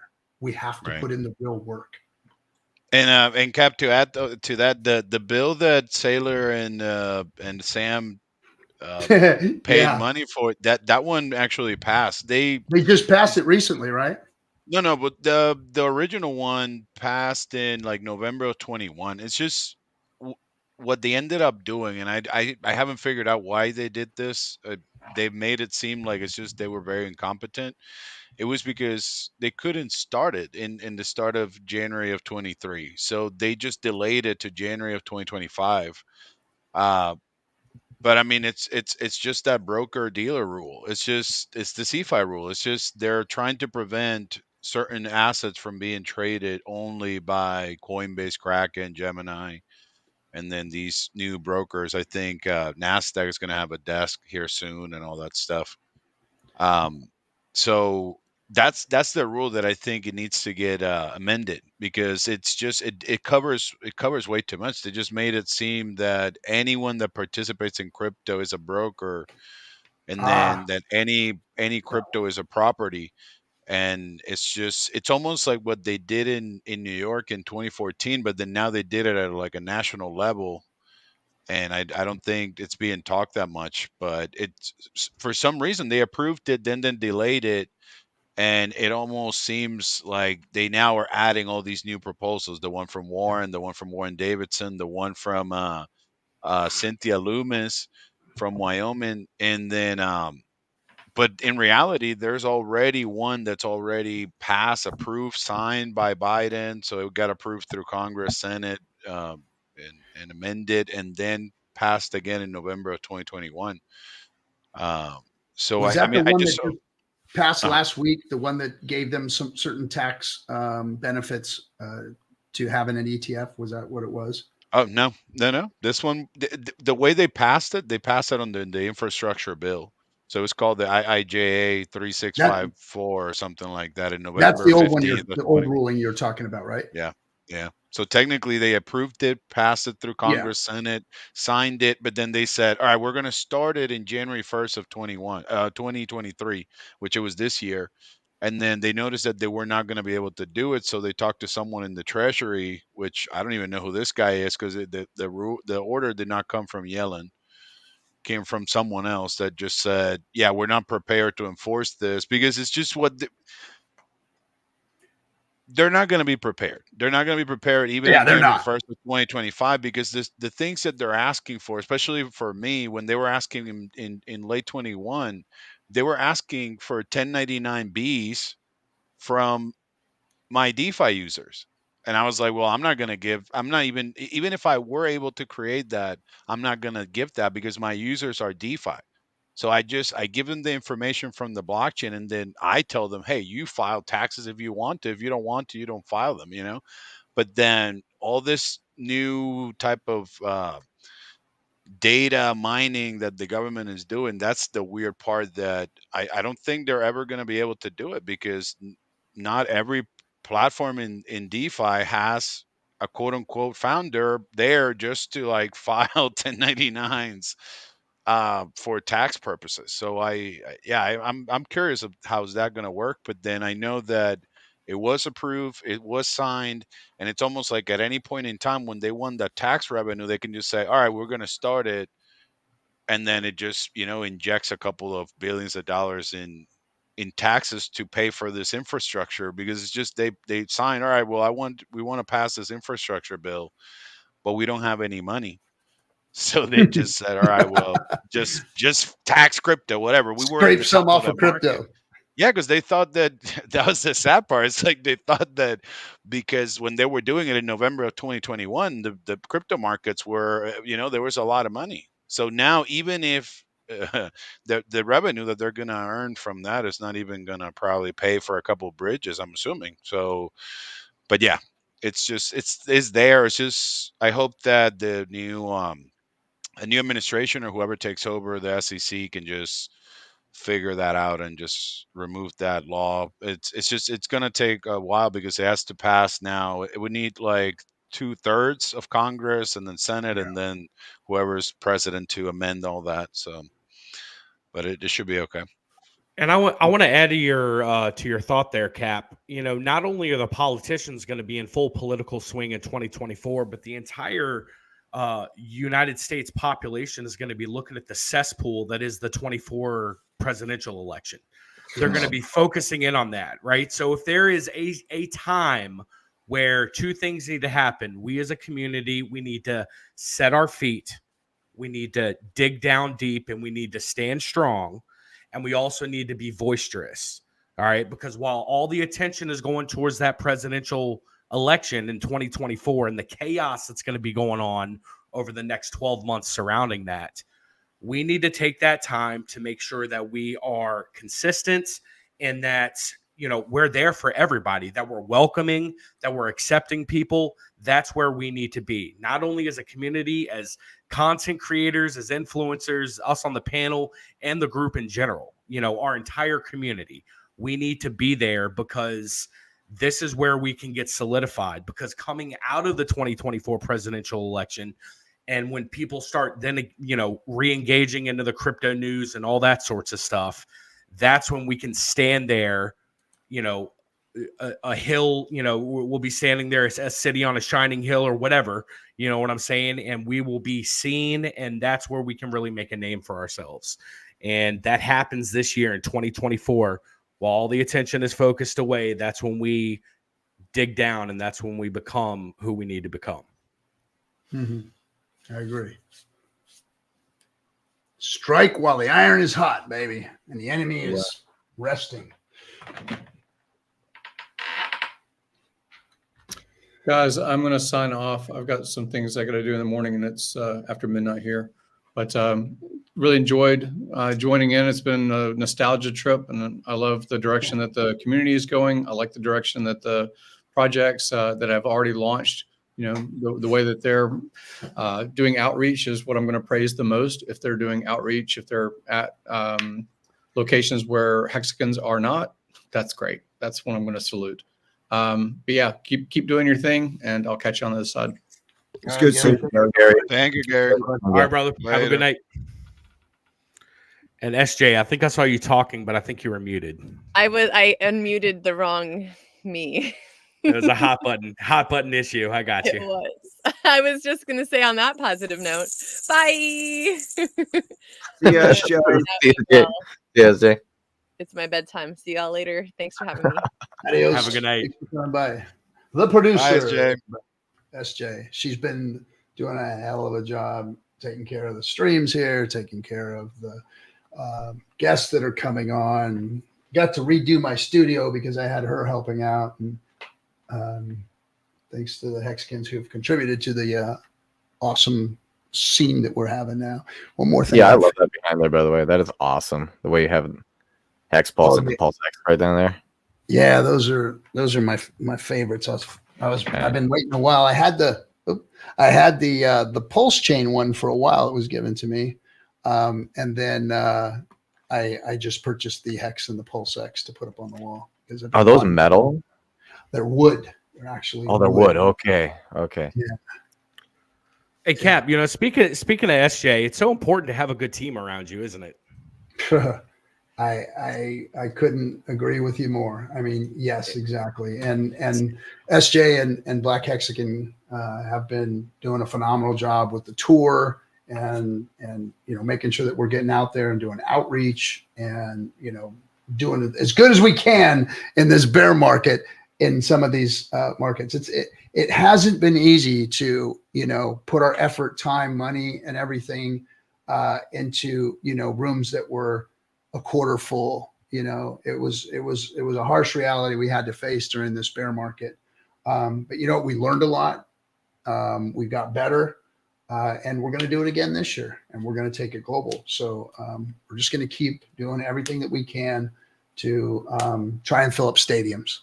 I want to fill up stadiums. Let's do that. Yeah, absolutely. That's awesome. And all that work behind the scenes, I mean, it really comes together to put together a polished product. And you can definitely tell that the team that you've surrounded yourself with is awesome. I know, I don't know how you and all the other solo influencers do it.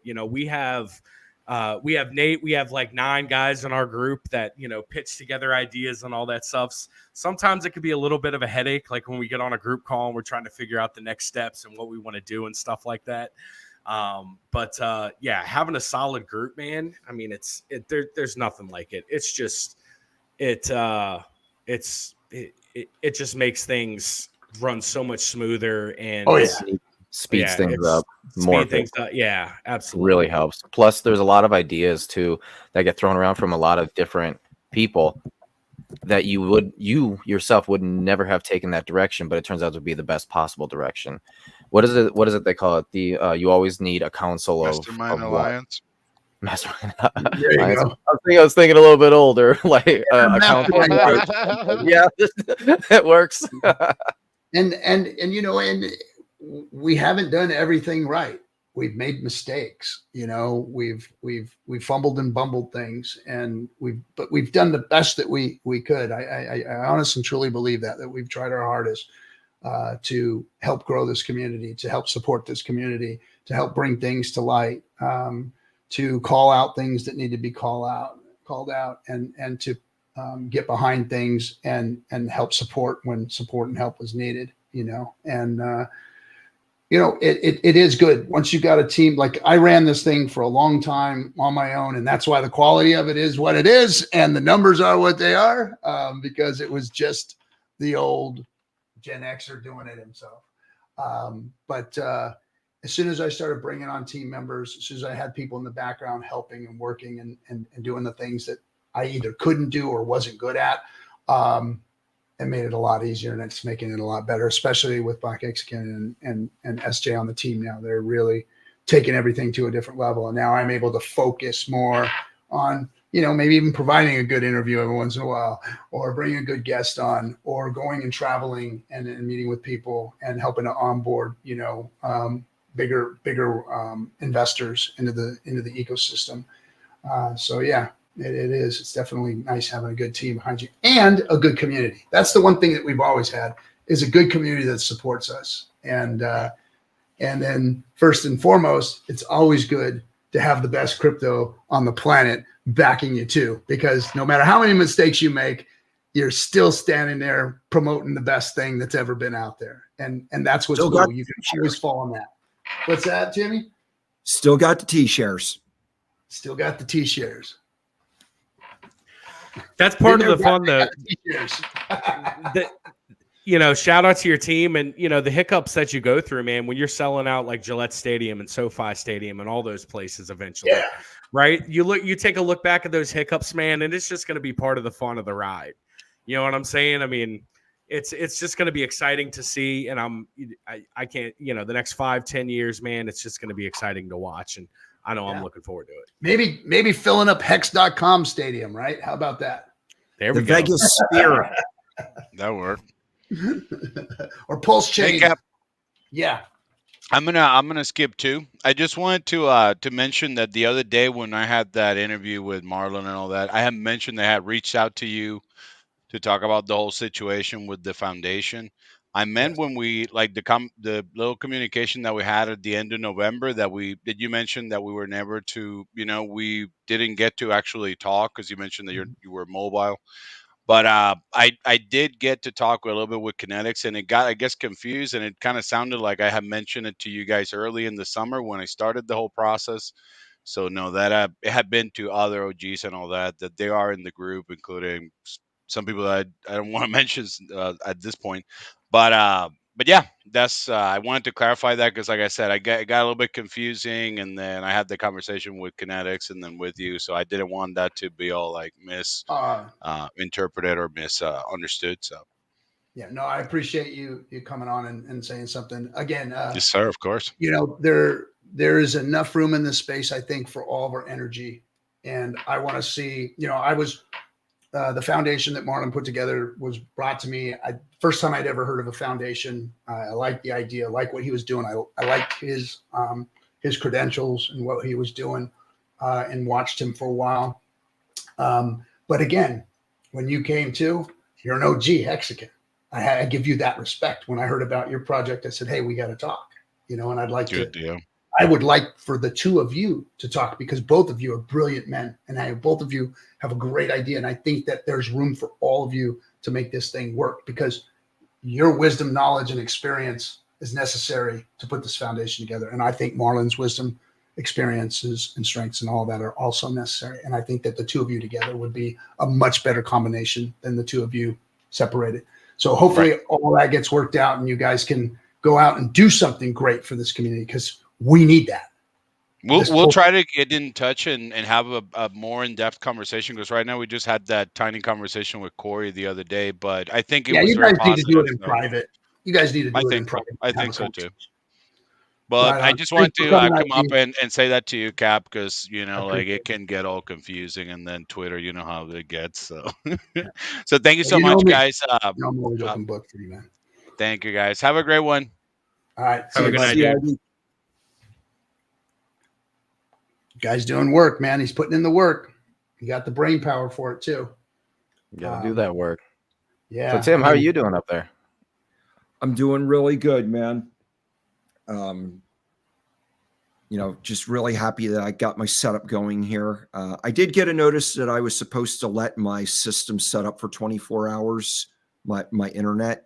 So that may be a reason for the spottiness. I may need to reposition. You only had it once, bro, in the beginning. That little. Oh, that really? little So I've been coming in clear the whole time? Yeah, I haven't seen you glitch out once since. It was like right when you said something in the beginning, you froze, and it was like, oh shit. As soon as he mentioned that he had, the space net, whatever the hell it's called. I guess the universe was keeping me humble. Yeah, that's I what put in the chat that the Starlink got hit by a solar flare. That was Universe was like, nah. Yeah. So Oh, man. I'm just really excited. I've wanted to participate in the community online since the beginning, and every attempt that I've made, it hasn't been consistent. I mean, I had really good internet for like a year and a half, but where I was living, I knew I wasn't going to be there forever. So I didn't pursue my own stream. But now that I've got a motorhome, I've got my own internet. It's like I can go anywhere. I can do anything. So now, probably after the holidays, I'm probably going to start doing something on a regular basis. But I'm just really excited to get moving forward with something where I can actually contribute on a regular basis, other than just do responses on Twitter and stuff. Yeah, we need your energy, Timmy. I mean, in the beginning, you were one of the voices, and you're just a regular guy. Hey, I'm at my lunch break and talking to you guys about Hex and in your car out in the on a job site somewhere. It was great. We need that kind of stuff. Yeah, well, that's what makes this real for people. It's one thing to hear some polished guy that is sponsored by exchanges or leverage platforms or whatever spew all of this stuff out of his mouth while he's being paid to do the research. And he has a whole team of people doing research, and he's polished enough to just read off a teleprompter and do stuff. That's one thing, but it's another thing to get real grassroots, homegrown Hexicans out there speaking their truth, speaking their experience, speaking all about the hope and what they've got going on in the DeFi space here. I mean, that right there is money. People will suck that up more than they will suck any of the other. I mean, yes, the whole crypto space is simping on those guys that are talking about charts and number going up on this week and that and the bullshit or whatever. But when it comes down to it, when the real people start coming, this is where they're going to want to be. They're going to want to be here, where the people who aren't getting paid, who are doing this out of their own free will, that are trying to change the world for the better. This is where people are going to come. And this is where our message is going to be heard. And they're going to do like what we did. We heard something different in Richard than what was going on out there. All the noise that was going on in crypto, we all can admit it, that Richard's voice was different.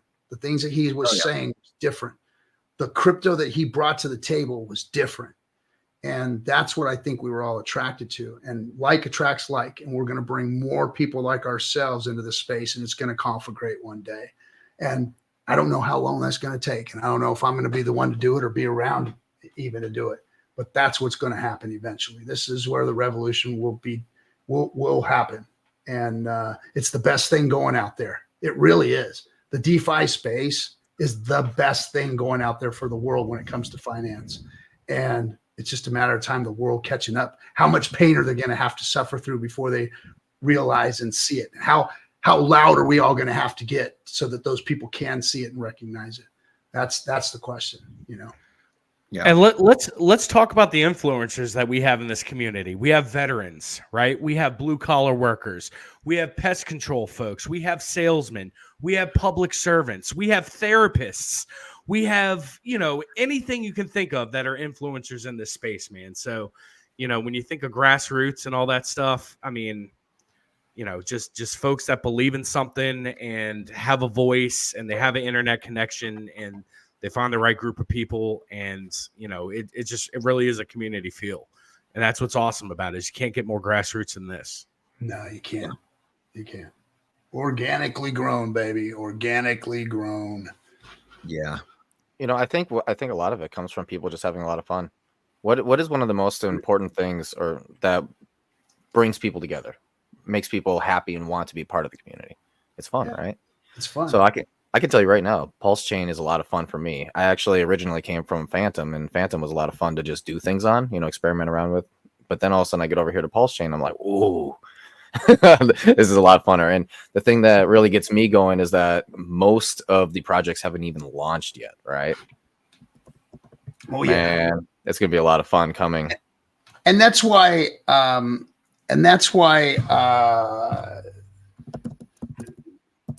the NFTs do so well, because it's fun. People like art, and people like the excitement of what's going on with the Tang Gang, what those guys are doing to bring adoption and whatnot. Now, the other thing is the Pulsechain tour. When we meet and we get together with everybody, we have a freaking party, man. We party and we get to know each other, and we have a good time. We have fun. We go out in the evening afterwards and we all hang out, and it's a good time, and that's what we need to do in order to develop community, in order to get people to want to be attracted to us, because this is, attraction marketing. We're trying to show people who we are, give them real stories, let them see that we're not a glum lot, let them see that we're having fun doing what we're doing. We're not conspiracy theorists banging our heads up against the wall, angry, yelling and screaming all the time. We're really a fun group of people trying to teach and make the world a better place. Having fun and common interests, man. Making money and having fun along the way. I mean, exactly. Pretty much that pretty much describes the community in a nutshell. Yeah, and there's a lot of energy involved too, and that's the big deal. And I think that's ultimately the most infectious thing about the Hexicans, right? Is that it's not necessarily that the way that people would call us is loud, right? I would call it more like energetic. People get on and they go, "It's so cool, it's so amazing," right? I mean, you usually don't get people doing that, but obviously it brings a lot of personalities over. And once you get a lot of different personalities, that's when you start getting celebrities. And once you start getting celebrities, people want to watch the celebrities being part of that, right? And so that's partially why this whole the Pulsechain tour, right? You are literally just traveling around talking to people about Pulsechain, right? Who else is doing that? You have conventions generally with, like, say, Bitcoin, Cardano, maybe a couple others, right, here and there. They are not actively doing what we're doing, which is literally just going out and trying to, as you say, touch grass, right? Just talking to people, Yep. It's not like, hey, pay this ticket of $1,000, come here. No, we're going to you. Yep. Yeah, man. And I was down at the Cardano summit. So, I mean, that pulled in maybe 10, 15 people. You know what I'm saying? So it's definitely a bear market. You know what I'm saying? And, the effort that you're doing, especially like Nate said with the Pulsechain tour, man, is cool. You got to meet Zenith. I know he had a blast meeting you guys, when you guys were out in Arizona. And how was the cruise, man? I'm sure the cruise was a blast. Oh, it was phenomenal. I mean, we had a great time. All the Hexicans that showed up there, we had access there. We had, Marlon was there. We had some breakout sessions where we actually talked crypto, but most of the time we were eating and just hanging out at the pool. And we all went to Cabo San Lucas and went out and we did some snorkeling and whale watching and did all that. I mean, just had a great time. It was really, you bond at those points. Like Axis, him and his girlfriend, and we're just good friends now. This is like the second cruise we've been on. We've been to multiple events together. We've been on stage together, and it just turns your relationships into something different and stronger. and it's not a business relationship either, because we're not business partners. We're community marketing. We're word of mouth marketing. We're developing marketing tactics that may or may not have ever been used before, and doing that as a volunteer. And when you find like-minded people and you start to build relationships with them, it just makes this community development even stronger. It makes our marketing plan even stronger. And so I'm all for these meetups, for these, the tour events, for the cruises, because it's just making us stronger and better. Let me bring up, we got another Hexican back here. Hold on one second. I'm going to bring him in. You come right at the end, my brother, but hey, everybody, OG Hex. Hey. Hex producer, Toby Wan, Hex Obi. What's happening, bud? That was my MO, bro. It's like whenever I came on in years past, I would always find a way to slide in at the very end. Very end. But I'm gonna let you say your piece, man. You got something you want to do? I was just feeling grateful, and I stumbled across the stream. I was getting ready for bed, and I'm just like, you know what? I'm going to hop on there and tell the captain how grateful I am for the Discourse Syndicate and the FN Hangout. And it's like, this is the first place I ever came on. Was, it gave me the courage to come in here and show my face and talk about crypto with a bunch of other like-minded people. And I never imagined being as involved as I have become. And then I saw Chocolate Taint on there. That's hilarious, by the way. And then I'm like, oh, wait, that's the DGen Roundtable guys. And we're talking about doing a stream here coming up in January. So that's going to be fun to talk with them about some stuff. And then, of course, I love Timmy and you, of course, RG. So I just want to come in and say thanks, bro. And happy holidays. And appreciate all you've done. And can't wait to see what the new year brings. So thanks. Here we go. All right, everybody. Cool. Thanks for coming. I've been asking my producer who I have on Monday. I don't know. Oh, wait. It's Monday's Christmas. I'm not doing anything. Brain, man. Monday's Christmas. So nothing on Monday, everybody. Next Monday following. Okay. Yes. Nothing Monday. Maybe Wednesday. We'll see. We're trying to reschedule our presidential candidate, Dr. Shiba. And that might be interesting. So stay tuned for that. Thank you, everybody, for coming. Thanks all the panel for showing up on the FN Hangout, man. I always appreciate all you OGs, Timmy B, Josh, Nate, and, of course, my good buddy, Toby Wan. Hey, you got your box sets, right? Everything came in? I did. Yeah, I actually gave a couple away already, so people are super stoked, and then other people haven't gotten them yet. So I can't wait to see the reaction. So, yeah, it's been exciting. Did you see the album? The album's super cool. I did an unboxing on What the Hex about a week ago when I first got them, and the color's great. I mean, like that, they nailed that magenta color gradient, and super cool with the LP. But I haven't had a chance. I've just been too busy with other stuff to do the outtakes and on the Blu-ray and all that. But hopefully over the weekend or at Christmas with the fam, we'll pop those in and check them out. Did you see I have my own song on there? No. What? And to the Pirate. That's my song. I got a song now. Hell yeah. Nice. I dig it, bro. I can die peacefully. I have my own song on it now. That's awesome, man. Congrats.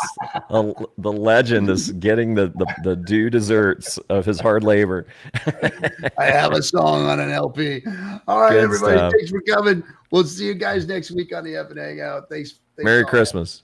Merry Christmas, happy Hex Mahanza Kwanzaa, all of it. Shit and everything. Happy holidays, folks. We'll see you.